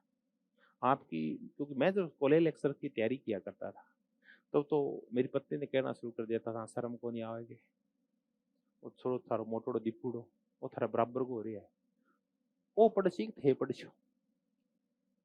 एक, दूसरा उम्र बढ़ती है तो सामाजिक दायित्व तो बढ़ते हैं, और पिता जब बूढ़े होने लगते हैं तो वो दायित्व तो आपके बेटे को निभाने ही पड़ते हैं। तो मेरे पास रिश्तेदारियां भी थी, लेकिन फिर भी मैंने पिताजी से कहा कि मुझे 2-3 साल तो और दो, कि बेटा अब तू बूढ़ हो गयो, मेरे बराबर तो की कर सी है तू, तो रिटायरमेंट करने करने जान लाग रही है तू, किसी पढ़ है तू, तू रिश्तेदारी करेगा, ब्याह शादी में तू जाकर मरने खपने पर मैं कौन जाऊंगा, मैं बूढ़ हो गया, वो 2-3 ही साल तो काटो। तो इतनी सारी जिम्मेवारियों के बावजूद मैंने 3 साल निकाले, मैं कहीं भी नहीं गया। क्योंकि उस उम्र तक जाते जाते आपको सब कुछ करना होता है, सारी जिम्मेवारियां निर्वहन करनी पड़ती है, तो आपकी इतनी जिम्मेवारियां नहीं है। तो उन जिम्मेवारियों को एक बार साइड में कीजिए। जब मैं कहता हूँ ना कि आप सतत रूप से डू एंड डाई स्टाइल में तैयारी कीजिए, तब आप कहते हैं ऐसा तो हो ही नहीं सकता, कितनी परिस्थितियां जो फेस करनी पड़ती है, गाँव भी जाना है, शादियां भी है, मरना है, पढ़ना सो है, नहीं नहीं आप इनको अवॉइड कर सकते हैं, ये संभव है सब कुछ। हमने 2 लोगों ने एक साथ ग्रेड 3 की नौकरी ज्वाइन की। मेरी रैंक तो बहुत ही नीचे थी, तो मैं डेढ़ 1-2 महीने पढ़ा था। मैं पहले ईटीवी में नौकरी किया करता था, डेढ़ 2 महीने पढ़ा, और इतना सा सिलेबस हुआ करता था, 1-2 गाइड पढ़नी पड़ती थी। मैंने उसको रट-रटा के इतनी सारी पोस्ट आती, 30-35 हज़ार आई भी थी, तो कॉन्फिडेंस था अभी हो ही जाएगा। तो मेरी कोई चौथी 5वीं 3,000 के अब तक कौन-सी रैंक आई। इस स्कूल में हम 2 जने गए, उनकी रैंक थी वो 100 और कुछ थी, और मेरी 3,000 कुछ थी। तो स्वाभाविक है कि रैंक के अकॉर्डिंग वो मुझसे क्या है, इंटेलिजेंट है, मुझसे तो आगे ही है।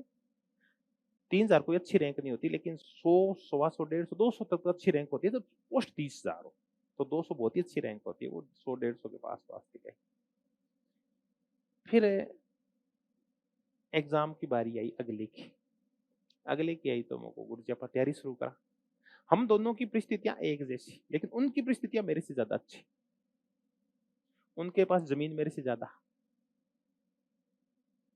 उनका बैक मेरे से ज़्यादा मजबूत, उनके ऊपर बर्डन मेरे से कम। वही बच्चे-बच्चे, संतानें-वंतानों की संख्या एक बराबर, सब कुछ एक बराबर, लेकिन उनकी आर्थिक स्थिति मेरे से ज़्यादा अच्छी। तो गुरुजी मेरी तो परिस्थितियाँ बहुत ही विपरीत है। वो कहा थारी विपरीत क्या है? तो गुरुजी मन टाबर भी सँभालना पड़े हमको, मेरे ही टाबर है। मन खेत भी जाना पड़े हमको, मेरे भी तो खेत है। तो उन्होंने क्या हुआ, वो हार मान ली, और मैंने उन परिस्थितियों से झगड़ना सीख ली। तो मैं तो यहाँ पहुँच गया। वो गुरुजी अभी भी उसी ग्रेड में बैठे हैं जहाँ उनकी नौकरी शुरू हुई थी। प्रमोशन लेके कुछ बन गए तो मुझे पता नहीं है, लेकिन उससे आगे वो नहीं बढ़े। तो ये है परिस्थितियों आगे हार मानना। परिस्थितियाँ सबके सामने ऐसी होती है, तो आप ऐसा हार नहीं माने, आप लगातार सतत रूप से लगे रहें। और होता क्या है कि एक टाइम बाद सफलता मिलना शुरू होती है। जैसे मैंने बम्बू की कहानी सुनाई, एक टाइम बाद सफलता मिलनी शुरू होती है। आप कहते हैं वो टाइम तो आ गया, और कितना टाइम आएगा? हो सकता है वो टाइम नहीं आया हो, अभी और परीक्षाएँ बाकी हो आपकी, कुछ अच्छे के लिए कुछ और हो रहा हो। तो आप पॉजिटिव रह के और तैयारी रखें। तो ये तो मैंने आपको पेपर फर्स्ट की आपसे बातें की। अब पेपर सेकंड की चर्चा शुरू करें, तो मैं पॉलिटिकल साइंस की चर्चा शुरू करूँगा आपसे। 15-20 मिनट, आधा घंटा और चर्चा करूँगा, फिर आप क्या पूछना चाहते हैं वो मुझसे पूछिए। सर हिस्ट्री की चर्चा करेंगे, सर इंग्लिश की करें। आप में से फिर अब हम अलग-अलग हो जाएँगे। पेपर फर्स्ट की कॉमन चर्चाएँ हो गई। बस मैं इतना बता दूँ कि इन फ्यूचर हम फर्स्ट पेपर के लिए क्या करने वाले हैं। चलो मैंने आपकी स्वाध्याय की बता दी। देखो स्वाध्याय सबसे अच्छी नीति होती है, जितना आप पढ़ते हैं आप सॉल्यूशन के उतने ज़्यादा नज़दीक जाते हैं। हम आपको 1% पुश करते हैं, 99% पुश आप खुद हो। उस 1% में हम फ्यूचर में क्या करने वाले हैं, जी जेन क्या करेगा। हमने रिसर्च तो लगभग शुरू कर दी है और अगले डेढ़ एक महीने में, डेढ़ 2 महीने लास्ट मान लो, हम फर्स्ट पेपर पढ़ाना शुरू करेंगे। लेकिन हम इस बार रणनीति थोड़ी-सी अलग रखें। हम ये चाहते हैं कि आपका हमारा जो क्राइटेरिया आपको 100% दिलाना नहीं है, 40% को क्रॉस करवाना है। हम इस हिसाब से आपको बेसिक तैयारी करवाएँगे। एक, ये जो 3 सब्जेक्ट है, इसकी एक्स्ट्रा क्लास और इनका बार-बार रिवाइज़ कैसे करें और क्लास में ही आपसे कैसे प्रैक्टिस करवाई जाए कि ताकि आपका फोबिया निकल जाए मैथ्स और साइंस वाला। हमने ये स्ट्रेटजी बनाना शुरू कर दिया है। हम आपको पहले नोट्स देंगे, जो बेसिक से एडवांस होंगे। फिर बेसिक पढ़ाने वाले टीचर्स लाएँगे, जो आपको बेसिक तैयारी करवाएँ और कुछ चीज़ें क्लास में क्लियर करवा दें 40% वाली, तो बाकी आगे एडवांस तैयारी होती रहेगी। तो डेढ़ 2 महीने तक हमारा मटेरियल तैयार हो जाएगा। हम मैथ्स, साइंस और इंग्लिश वाला पोर्शन पहले शुरू करेंगे और बाकी बाद में शुरू करेंगे। लेकिन पूरे टाइम में लगभग 8 से 10 महीने लगेंगे पेपर फर्स्ट को करने में, क्योंकि जिस हिसाब से पेपर आ रहा है। हम करंट भी पहले दिन से शुरू करवा देंगे आपको। तो 8-10 महीने हम आपसे सतत रूप से जुड़े रहें। फिर जब ये लगेगा कि अब एग्जाम डेट आ गई है, तब हम सब्जेक्ट वाइज एक लाइब्रेरी बेस शुरू करेंगे, एक मेंटोरशिप शुरू करेंगे और कोशिश करेंगे अगर फर्स्ट पेपर अच्छा चला हमारा, आपका सपोर्ट रहा, तो आपके लिए भी मेंटोरशिप शुरू करेंगे क्लास के लिए। क्योंकि आपकी जो समस्याएं आ रही है, वो शिक्षक सब समस्याओं का समाधान नहीं कर पाता। तो आपकी समस्याओं का समाधान करें कैसे, हर 40-50 के ऊपर हम एक मेंटोर या 60 के ऊपर एक मेंटोर रखेंगे। तो आपसे चर्चाएं करेंगे कि इनका समाधान कैसे करें। हालांकि इन सब चीज़ों को करते वक्त बहुत सारी समस्याएं फेस आएगी, लेकिन पहले दिन से एक्यूरेसी नहीं आएगी। हम ये नहीं कहते हम 100% दे देंगे आपको, लेकिन हम धीरे-धीरे ना उन चीज़ों को सुधारते जाएँगे। शुरुआत में जितनी भी आपकी शिकायतें होगी, वो धीरे-धीरे कम कर देंगे हम आप। देखिए वो लाइब्रेरी प्रोग्राम हम लगभग 6 महीने शुरू करेंगे, वो उनके लिए होगा जो रिपीटर्स हैं। नयों को हम उसमें कम लेंगे। क्योंकि वो ना बस मंजिल के पास पहुँचने वाले हैं, उनको थोड़ा-सा क्या करना है, थोड़ा-सा पुश करना है, इतना ही काम करना है, ज़्यादा नहीं करना। लेकिन वो बाद की बातें हैं। अभी रिसर्च चल रही है, पेपर फर्स्ट का मटेरियल तैयार होगा, फिर हम क्लासेस शुरू करेंगे। लगभग डेढ़ 1 महीने में हमें लग रहा है कि जो 5, 7, 10 आगे पीछे भी हो सकते हैं, हम भी पेपर फर्स्ट शुरू करें, लेकिन अलग रणनीति के साथ। और लगातार आपके एग्ज़ाम होंगे। आपकी हालत तो हम थोड़ी-सी टाइट कर देंगे, लेकिन अभी चूँकि एग्ज़ाम का प्रेशर नहीं है, इसलिए आप इन सब चीज़ों को ना झेल पाओगे। अगर एग्ज़ाम की डेट आ गई, ओ आपकी रिक्रूटमेंट आ गई और रिक्रूटमेंट के साथ ही आपको पता है आरपीसी क्या जानती है? डेट। उसके बाद हम कुछ नहीं कर पाएँगे, फिर हमारे ही हाथ खड़े हो जाएँगे और आपके। तो हम कोशिश कर रहे हैं कि भर्ती आई उससे पहले पेपर फर्स्ट का ना कुछ 30-40% अपन कवर कर लें, हमारी ऐसी है। तो हम मानते हैं कि 3-4 महीने तक एक बार भर्ती नहीं आ रही। तो ये मैंने आपको पेपर फर्स्ट के बारे में बताया। अब आप में से कौन-कौन है जो हिस्ट्री के हैं? हिस्ट्री का कौन है आप में से? कोई नहीं है? इंग्लिश के? आप सारी पॉलिटिकल साइंस में? फिर मैं कर लूँ।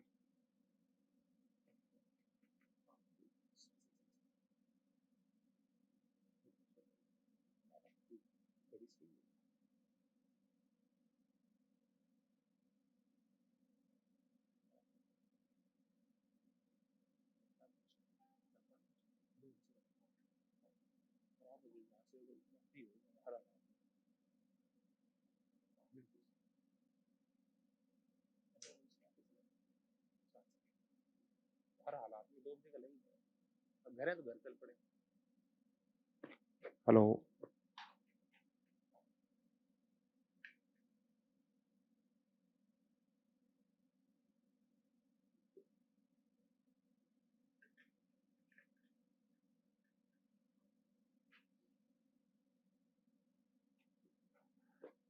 अब अपने सब्जेक्ट पे आ जाते हैं। लेकिन एक बार इस माहौल थोड़ा सीरियस तो नहीं हो गया क्या? ऐसे सारे इतने गंभीर थोड़ी होने हैं। चलो मैं तो गंभीर हो गया, मेरे समझ में आता है, उम्र के साथ-साथ आदमी हो ही जाता है, हालाँकि मैं बहुत ज़्यादा नहीं हूँ। अब पेपर फर्स्ट की चर्चा होगी पूरी। अब अपन पहले पेपर फर्स्ट को विराम दे देते हैं और आप पेपर फर्स्ट में क्या पूछना चाहते हैं वो पूछ लो।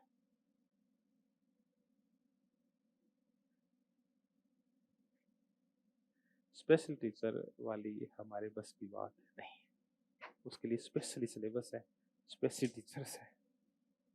आप में से कोई ऐसा है क्या जो स्पेशल टीचर वाली तैयारी कर रहा, कोई आया है क्या? आप हो क्या? ये एक ही है जो आपके पड़ोस में बैठे हैं, आप दो स्पेशल हो आज।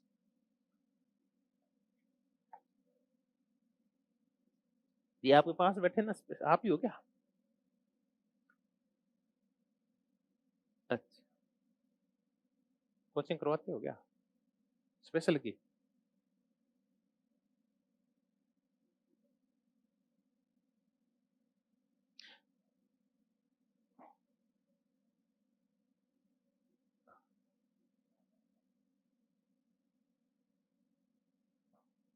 ठीक हो गया आपका? ठीक। शाम वाले में एक है क्या? लेकिन अगर आप स्पेशल वाले हैं तो आपको हमारे यहाँ नुकसान होगा। ठीक है, हमारे यहाँ अलग रणनीति से काम चलता है, क्योंकि हम तो स्कूल लेक्चर की इनकी तैयारी करवाते हैं। तो मैन पॉलिटिकल साइंस में क्वेश्चन कितने गए, तो थोड़ा सा पोर्शन है उसमें पॉलिटिकल साइंस का।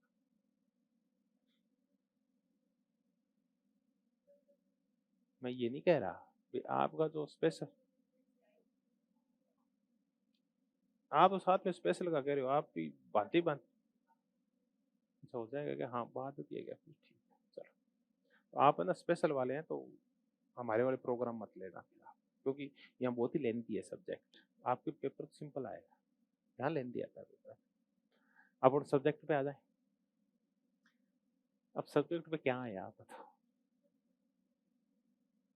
मुझे भी बिल्कुल नहीं पता मैं जीरो हूँ। मेरा ज्ञान अत्यंत अलग का है स्पेशल टीचर के बारे में, क्योंकि हम तो साधारण है।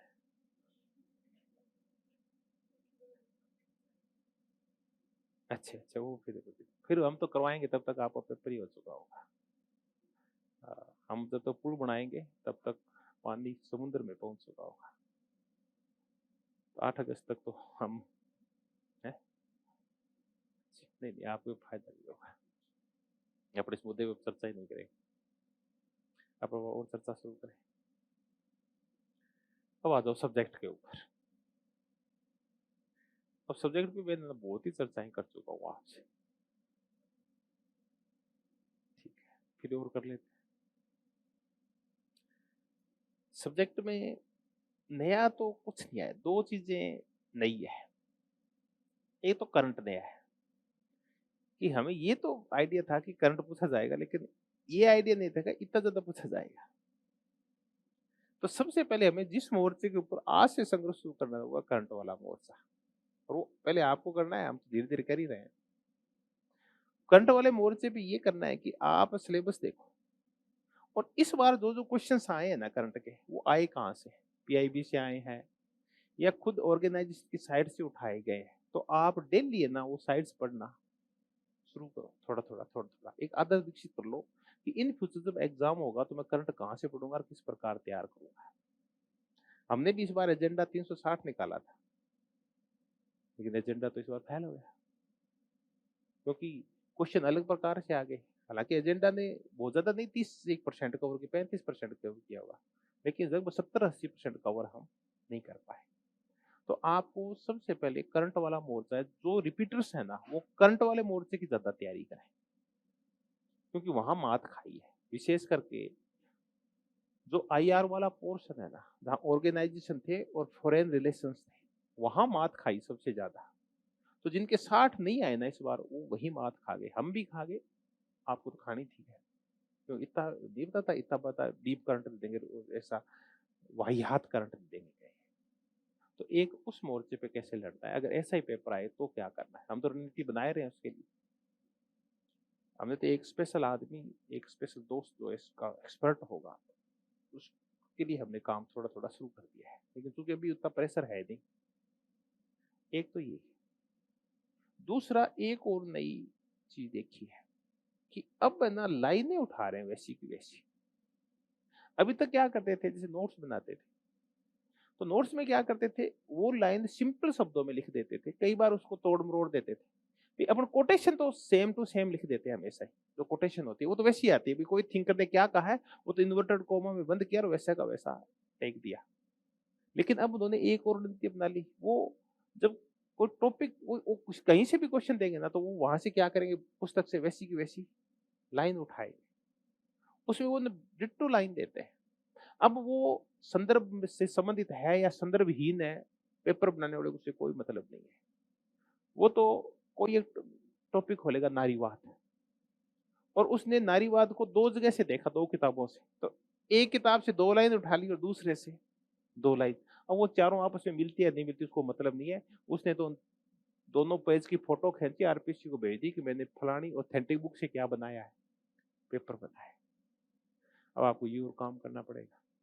आपकी किताब में जो लाइनें लिखी है उनको उसी प्रकार समझना पड़ेगा आपको, चाहे वो संदर्भ से संबंधित हो और चाहे संदर्भहीन हो, चाहे उनके अर्थ के अनर्थ होते हो, लेकिन लाइनें वैसी पढ़नी पड़ेगी। तो हमने भी फ्यूचर में यही तैयारी की है कि अब आपको जो भी इन फ्यूचर नोट्स मिलेंगे ना, आपको लाइन टू लाइन देंगे वैसे जैसे आपकी पुस्तकों के अंदर लिखा हुआ है। नोट्स चेंज हो गए सारे के सारे आरपीएससी के लिए। तो आप करें कितने नोट्स चेंज करोगे, तो नहीं करें आपको तो न फिर फैल होंगे। तो हर बार आरपीसी चेंज होगी तो अपना खुद को भी चेंज करना ही पड़ेगा। पुराने वाला मैटर हम लगभग 25-30% हटा देंगे और नया 25-30% जोड़ देंगे।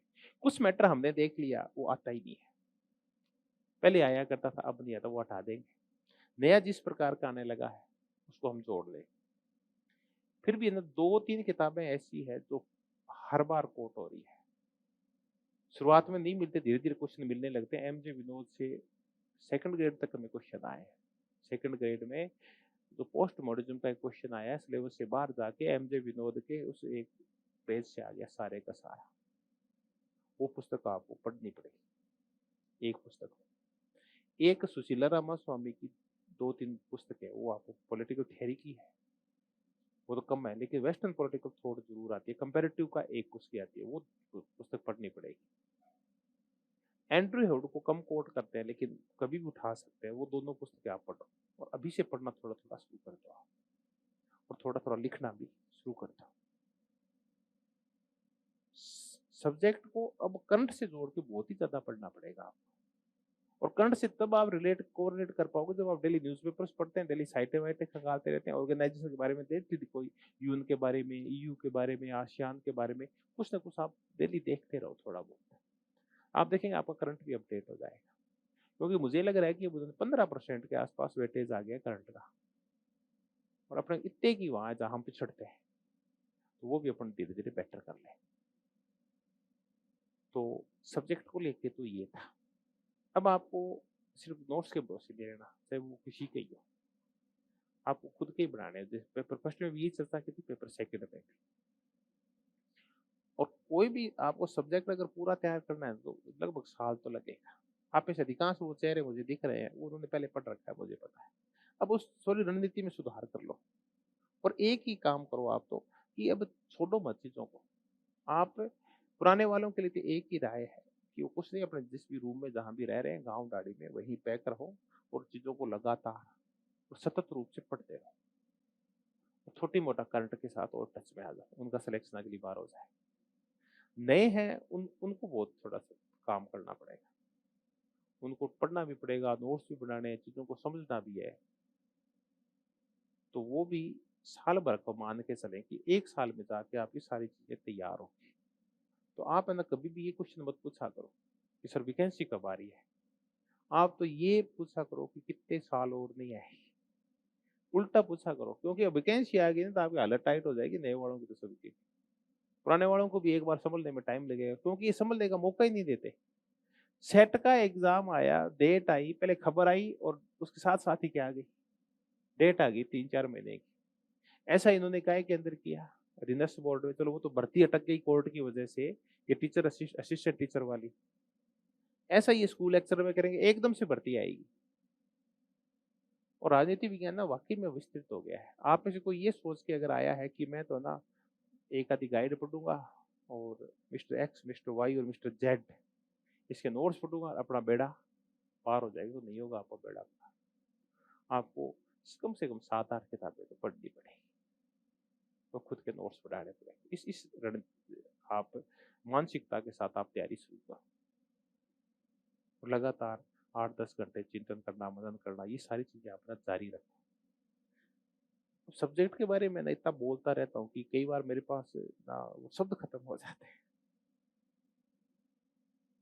तो मुझे ना बातें-बातें और उस रणनीति बना के आता हूँ, थोड़ा बहुत पढ़ के आता हूँ तो पढ़ा लेता हूँ। लेकिन ये मुझे लाइनें याद नहीं रहती, तो मैं एक आधी लाइन आपके लिए बोलूँगा।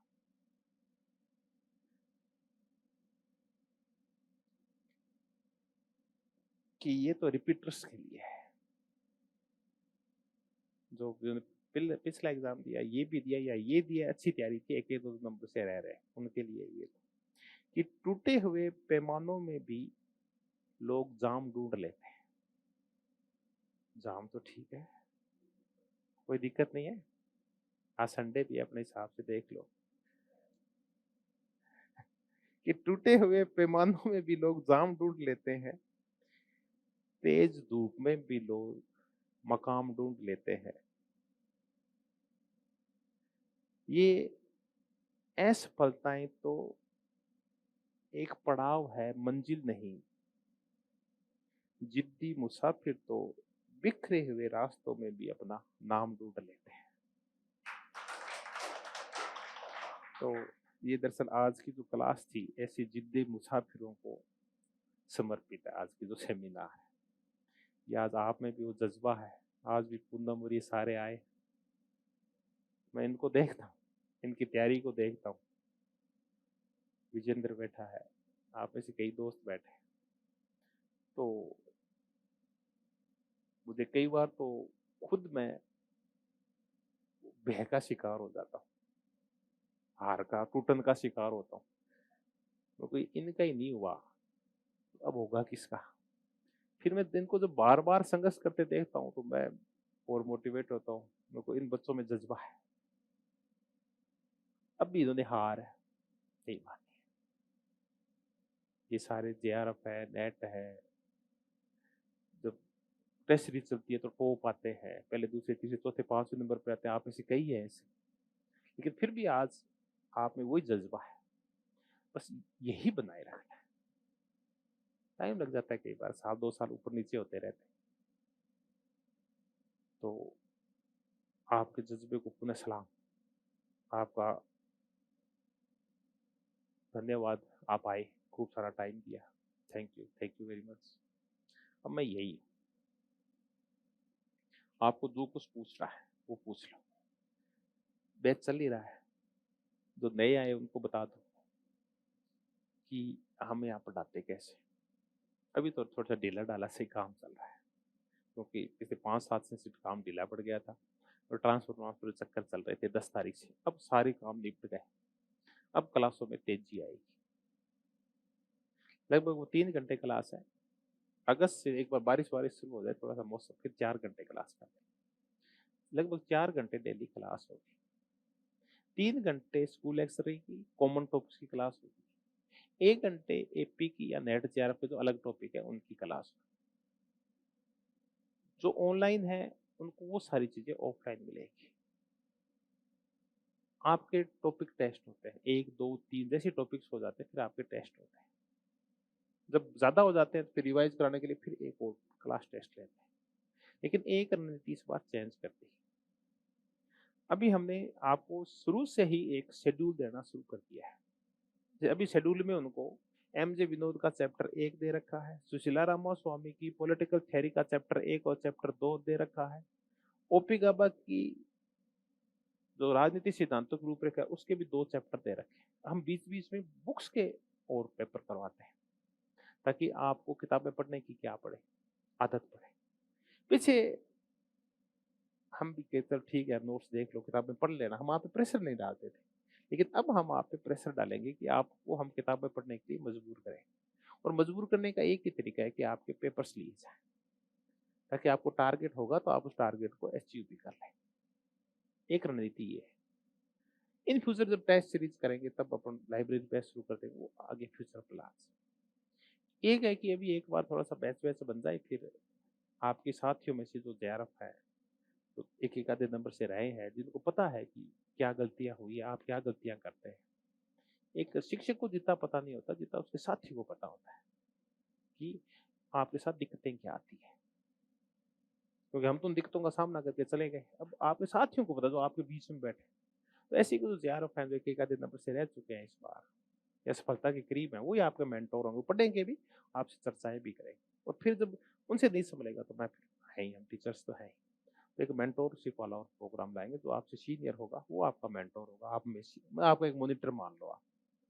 एक ये भी कंसेप्ट लाए हैं, ताकि आपके वो समस्याएँ जो हम तक नहीं पहुँच पाते, वो उन तक तो पहुँचे और फिर उनका समाधान हो जाए।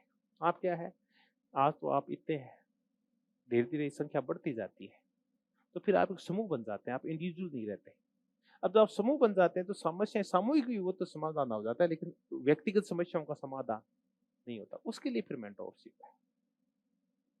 नोट्स हम भी देंगे आपको, लेकिन नोट्स आपको धीरे-धीरे देंगे। एक साथ नोट्स नहीं देंगे, क्योंकि नोट्स पे काम चल रहा है अभी भी, और अगले 3-4 महीने लग जाएँगे काम पूरा होते-होते। डेली 1 टॉपिक, 2 1 टॉपिक हो पाता है बड़ी मुश्किल से। लगभग हम 4 लोग काम करते हैं, तब जाके 1 टॉपिक होता है। तो आरपीसी के तो सारे ही नोट्स रिवाइज़ कर रहे हैं।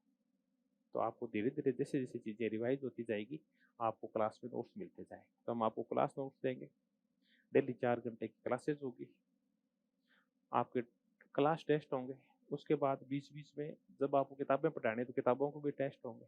आपके लगातार टेस्ट चलेंगे, आपकी छुट्टी नहीं होगी बीच में। बस आपसे इतना ही निवेदन है कि अब जब आप आ जाएँ, तो आप कुछ छोटी-छोटी चीज़ों का ध्यान रखें। पहले तो बात आप स्वाध्याय करें, आए नहीं, फिर भी आप आ गए हैं, तो आप किन चीज़ों का ध्यान रखें। एक तो आप ये ध्यान रखें कि आप रेगुलर आएँ, एक।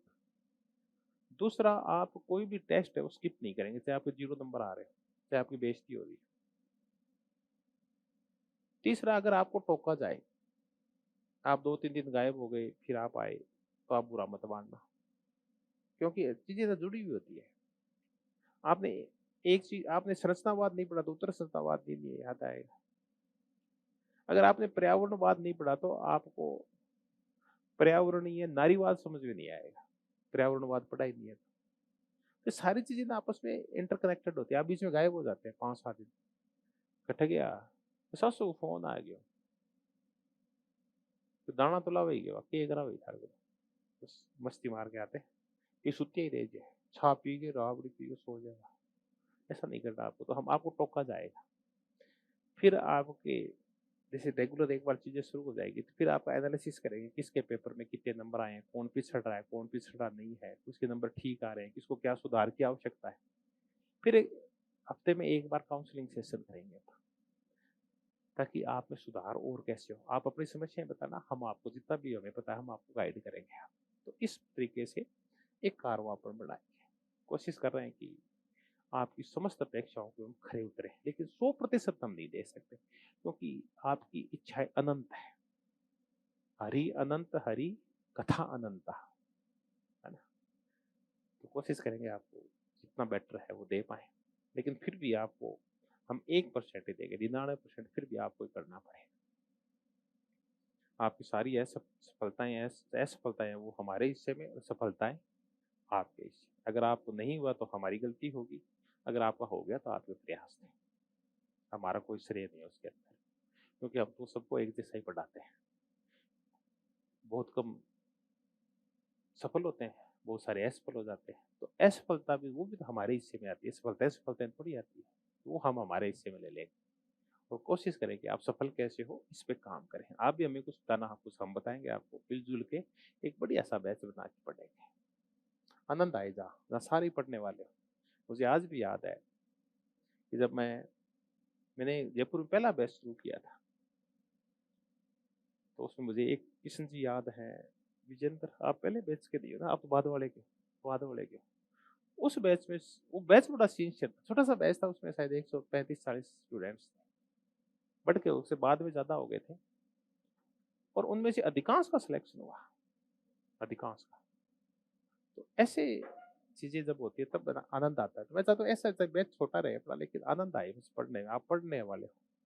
वो इतना सिंसियर बैच था, इतने अच्छे नंबर आते थे, और रेगुलरिटी बहुत थी उस बैच के अंदर। तो आप कुछ नहीं है, आप रेगुलर रहते हैं ना, हर चीज़ को आप अचीव कर लेते हैं। लगातार आप पेपर दें। हम गलती क्या करते हैं अधिकांश, पेपर को अवॉइड करते हैं। कुछ आता तो है नहीं, क्या करेंगे वहाँ जाके, 0 नंबर आए। हम कई बार यहाँ भी बुला लेंगे आपको कि इनके लिए तालियां बजाओ, इनके 0 नंबर आए। तो आप कहेंगे मेरी बेइज्जती होगी, इससे अच्छा तो मैं क्लास में नहीं जाऊँ, पेपर दूँ ही नहीं, तो नया रहेगा, बाँस तो नया बजेगी बाँसुरी। तो आप कई बार क्विट कर जाते हैं, ऐसा नहीं करें। आप पेपर देंगे ना तो हो सकता है आपके 100 क्वेश्चन आए, आप वहाँ आके पढ़ेंगे ना, वैसे तो कमरे में सोएंगे, यहाँ आके पढ़ेंगे तो 5-4 क्वेश्चन तैयार होंगे, तो हो सकता है कोई उसका 5-4 क्वेश्चन कोई एक ऑप्शन हो वो काम आ जाए आपके पेपर में, और एक क्वेश्चन से रह रहे थे आपका वो सही हो जाए। एक दूसरा, एक गलती हम हमेशा ही करते हैं, मैं आज आपसे एक और मुद्दे पे चर्चा कर दूं, वो है पीवाईक्यूज के ऊपर और टेस्ट सीरीज के ऊपर और पेपर्स के ऊपर। हमारा टारगेट एक ही होता है कि जैसे कोई पीवाईक्यूज आए अपने पास, ओल्ड पेपर आया, उसको उसका क्वेश्चन पढ़ें, उसका ऑप्शन याद कर लें, और अब मैटर क्या हो गया है, वो पेपर पूरा हो गया। ऐसा नहीं होता। चाहे आप 40-50 क्वेश्चन नहीं पढ़ो डेली के, चाहे आपको 2.5-3 घंटे लग जाए, लेकिन हर एक पेपर का निचोड़ निकाल दो कि इसके ऑप्शन है यही क्यों है, इसका उत्तर ये क्यों है, बाकी 3 क्यों नहीं है, ये बाकी ऑप्शन है ये दिए ही क्यों थे, इसने दिए तो कहाँ से दिए हैं। ऐसा निचोड़ जब हर क्वेश्चन का निकालेंगे तो आप देखेंगे कि ऐसे 8-10 क्वेश्चन जरूर आते हैं जो उनके आसपास घूमते हैं, हर एक पेपर में आते हैं। तो पीवाईक्यूज के आसपास घूमते रहते हैं, ऑप्शन के आसपास घूमते रहते हैं, जो सही हुआ था उसके आसपास, जो गलत हुआ उसके आसपास। उन ऑप्शन, ये नहीं कहता प्रश्न वो नहीं आते, लेकिन ऑप्शंस में से 8-10 क्वेश्चन आ जाते हैं।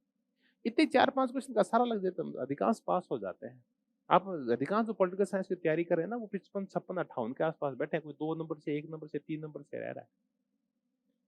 तो एक तो पीवाईक्यूज को आप ढंग से करें, और आप कहीं भी पढ़ें, घर पे पढ़ें, सबसे अच्छा तो ये, लेकिन आज से आप पीवाईक्यूज को ढंग से करना शुरू करो।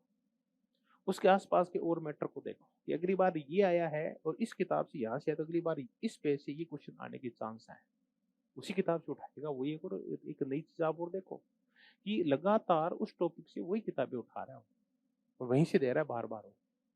पेपर सेटर यही रहेगा, फाइनल हो गया आरपीएससी का, और ऐसे पेपर आएंगे आपके। एक जब आप टेस्ट सीरीज भी दो या आप टेस्ट पेपर भी दो, यहाँ पर क्या करते हैं, यहाँ जितना टाइम देते हैं ना क्लास में, उतना टाइम देते हैं उसको। घर पे जाके देखते नहीं है कि उसमें ये आंसर क्यों आए, मेरा गलत क्यों हुआ, मेरा सही क्यों हुआ, मेरे और अच्छे नंबर कैसे आ सकते थे। आप जब तक एनालिसिस करना नहीं सीखोगे ना पेपर का, तब तक आपकी टेस्ट सीरीज भी बेकार है, और आपके जो क्लास टेस्ट होते हैं वो भी बेकार है। आप जितना टाइम क्लास में देते हैं किसी पेपर को, जैसे 1 घंटे का पेपर था, आपको 2 घंटे घर पे जाके और देने उस पेपर को, उसकी पूरी चीर फाड़ करनी है आपको, तब जाके। और आपके टेस्ट सीरीज या आपके क्लास टेस्ट और पीवाईक्यूज है ना, तो वो फायदेमंद होते हैं। ये पढ़ने के लिए नहीं होते, बार बार दोहराने के लिए नहीं होते, उनके ऑप्शन रटने के लिए नहीं होते। आप कहते हैं मैंने 4 बार पीवाईक्यूज निकाल दिए, समझ कितनी गया आपको, उनकी समझ विकसित करो आप धीरे धीरे। तो इस चीज का भी आप ध्यान रखना है। ठीक है, मेरी तरफ से बातें बता दी मैंने आपको कि हम क्लासेज है, कोई क्लासेज आपको ऑनलाइन फ्री में मिलती है, टेस्ट सीरीज है, क्लास टेस्ट है, नोट्स है, और मेंटोरशिप है। ये 5-6 चीजें हम देते हैं आपको। तो मुझे लगता है तैयारी के लिए 5-7 चीजें होती है। आपको अगर कुछ और बेटर हो गया, मैं ये भी करवाएं तो आप, मैं भी वो भी करवा दूंगा आप। एक आपको थोड़ा सा एडवांस चलाएंगे। एडवांस का तात्पर्य ये है कि हो सकता है कि जो कॉन्स्टिट्यूशन वाला पोर्शन था वो बहुत बाद में जाके आता है, और वो हमें ना शुरू में करवाएंगे आपको, आप खुद को ही। जैसे आपके बैरेक्ट लगा दिया, और अभी क्या है कि हमने पूरी पॉलिटी को रिवाइज किया है, अगले महीने भर में हो जाएगी, वो आपको हम पहले ही दे देंगे, इंडियन पॉलिटी। तो वो आप है ना शुरू से ही करना शुरू कर दो। पढ़ाऊंगा तो बाद में, लेकिन आपकी तुम्हें उसकी थोड़ी मोटी समझ है, आपको इंडियन पॉलिटी की समझ लगभग सबको है। तो वो ऐसा पोर्शन है जो हम आपको पहले ही करवा देंगे, ताकि वहां गलतियां नहीं हो आपसे। उसको हम आपसे पहले तो खुद पढ़ो, हम आपके पेपर लेंगे, और फिर मैं आपको और करवा दूंगा। ऐसे करके वो 3-4 बार होगा ना, तो आपके सारे डेटा याद हो जाएंगे। तो सबसे ज्यादा क्वेश्चन वहीं से आते हैं। तो उस पोर्शन को अपन थोड़ा सा और मजबूत करेंगे, कंट्रोल वाला पोर्शन है उसको मजबूत करेंगे अपन, और एक हुबू लाइनें उठाएंगे इस बार, और आपके पेपर्स में से वैसी हुबू लाइनें देंगे जिसे आरपीएससी देती है। हम आपको पहले शेड्यूल दे देंगे भी, इस किताब के ये चैप्टर है। आगे से हमने टेस्ट सीरीज में भी ये डिसाइड किया, क्लास टेस्ट में ये डिसाइड किया कि नोट्स में से आधे देंगे, और आधे कहाँ से देंगे, आपकी बुक्स में से देंगे। पहले हम शुरू में तो ये करते थे कि नोट्स में दे दो यार, 70% दे दो, 80% दे दो, नहीं अब 50% से ऊपर नोट्स को जाने नहीं देंगे। हो सकता है 40% भी रोक ले और बाकी किताबों में से लाइनें उठाएंगे। हालांकि जोर बहुत होता है ऐसे पर्सन बनाने, लेकिन बनाएंगे हम वहीं से और वैसी की वैसी लाइनें उठाएंगे। चलो दोस्तों, अब मैंने मेरी बात तो कर दी कंप्लीट। अब आप पूछो, आपके मन में कोई क्वेश्चन क्वेरीज है आप पहले आप वाला पूछ, बहन आप पूछो।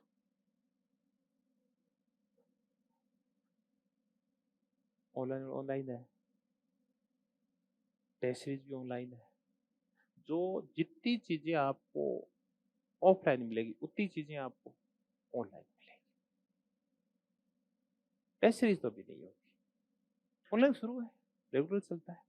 जो आप में से सिर्फ जो ऑनलाइन वाले हैं वो उनको एक चीज मैं बता दूं, अभी पूरा सिलेबस है, पूरे नोट्स है उसके ऊपर, पीछे वाली सारी टेस्ट सीरीज है उसके ऊपर। वो इसलिए डली हुई है कि यहाँ काम धीरे धीरे चलता है। तो आप जैसे ही ऑनलाइन परचेज करते हैं आपको सारे वीडियो, सारे नोट, सारी टेस्ट सीरीज एक साथ मिल जाती है। आप तैयारी शुरू कर दो।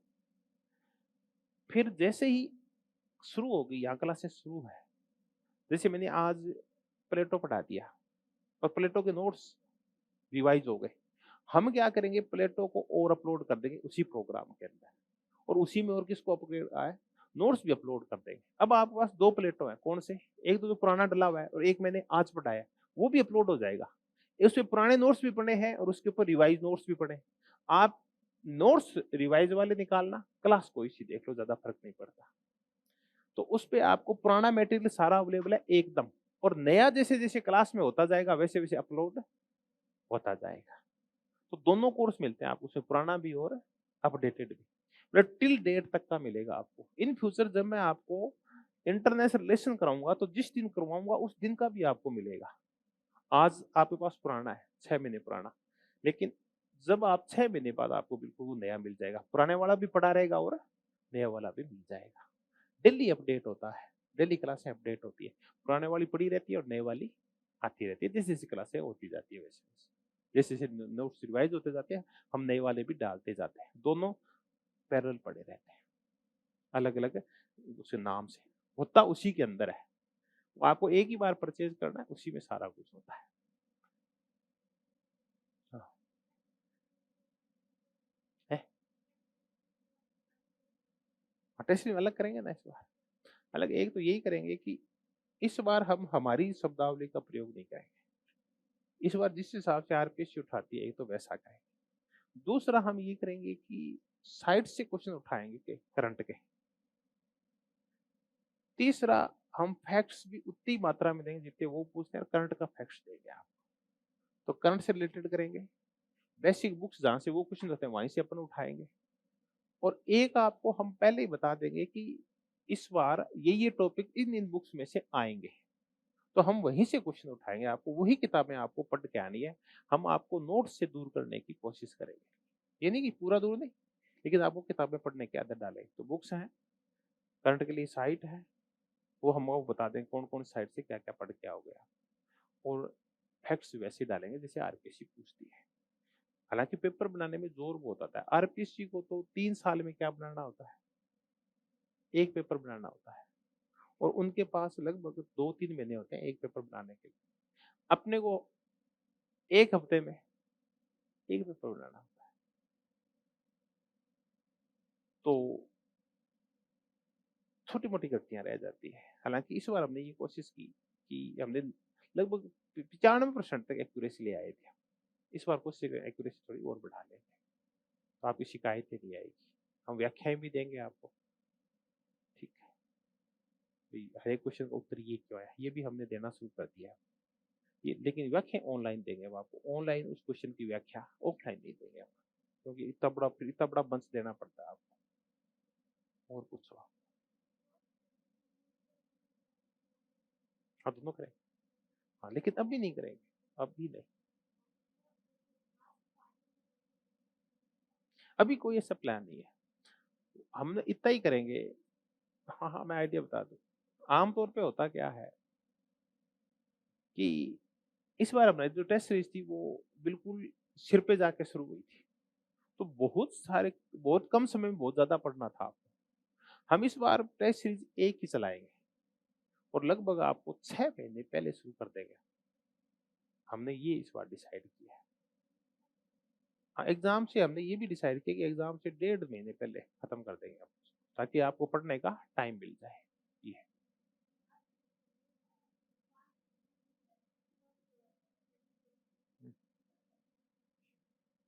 3-4 ही करेंगे। होगा तो वैसे ही जैसे एक दिन में 2 पेपर होते हैं आपके। अब देखो टाइमिंग मत करो, टाइमिंग कई बार बस आप सुनो, मैं बताता हूँ। आपकी मान लिया आपकी बात फ़र्क पड़ता है टाइमिंग से, या आपका टाइमिंग वहाँ 3 से 6 का, आप यहाँ दे रहे हो 12 से 3 का। लेकिन वो कई बारी ना भौतिक रूप से संभव नहीं होता। जैसे ये कोचिंग तो हमारी खुद की है, ये संस्थान तो खुद का है।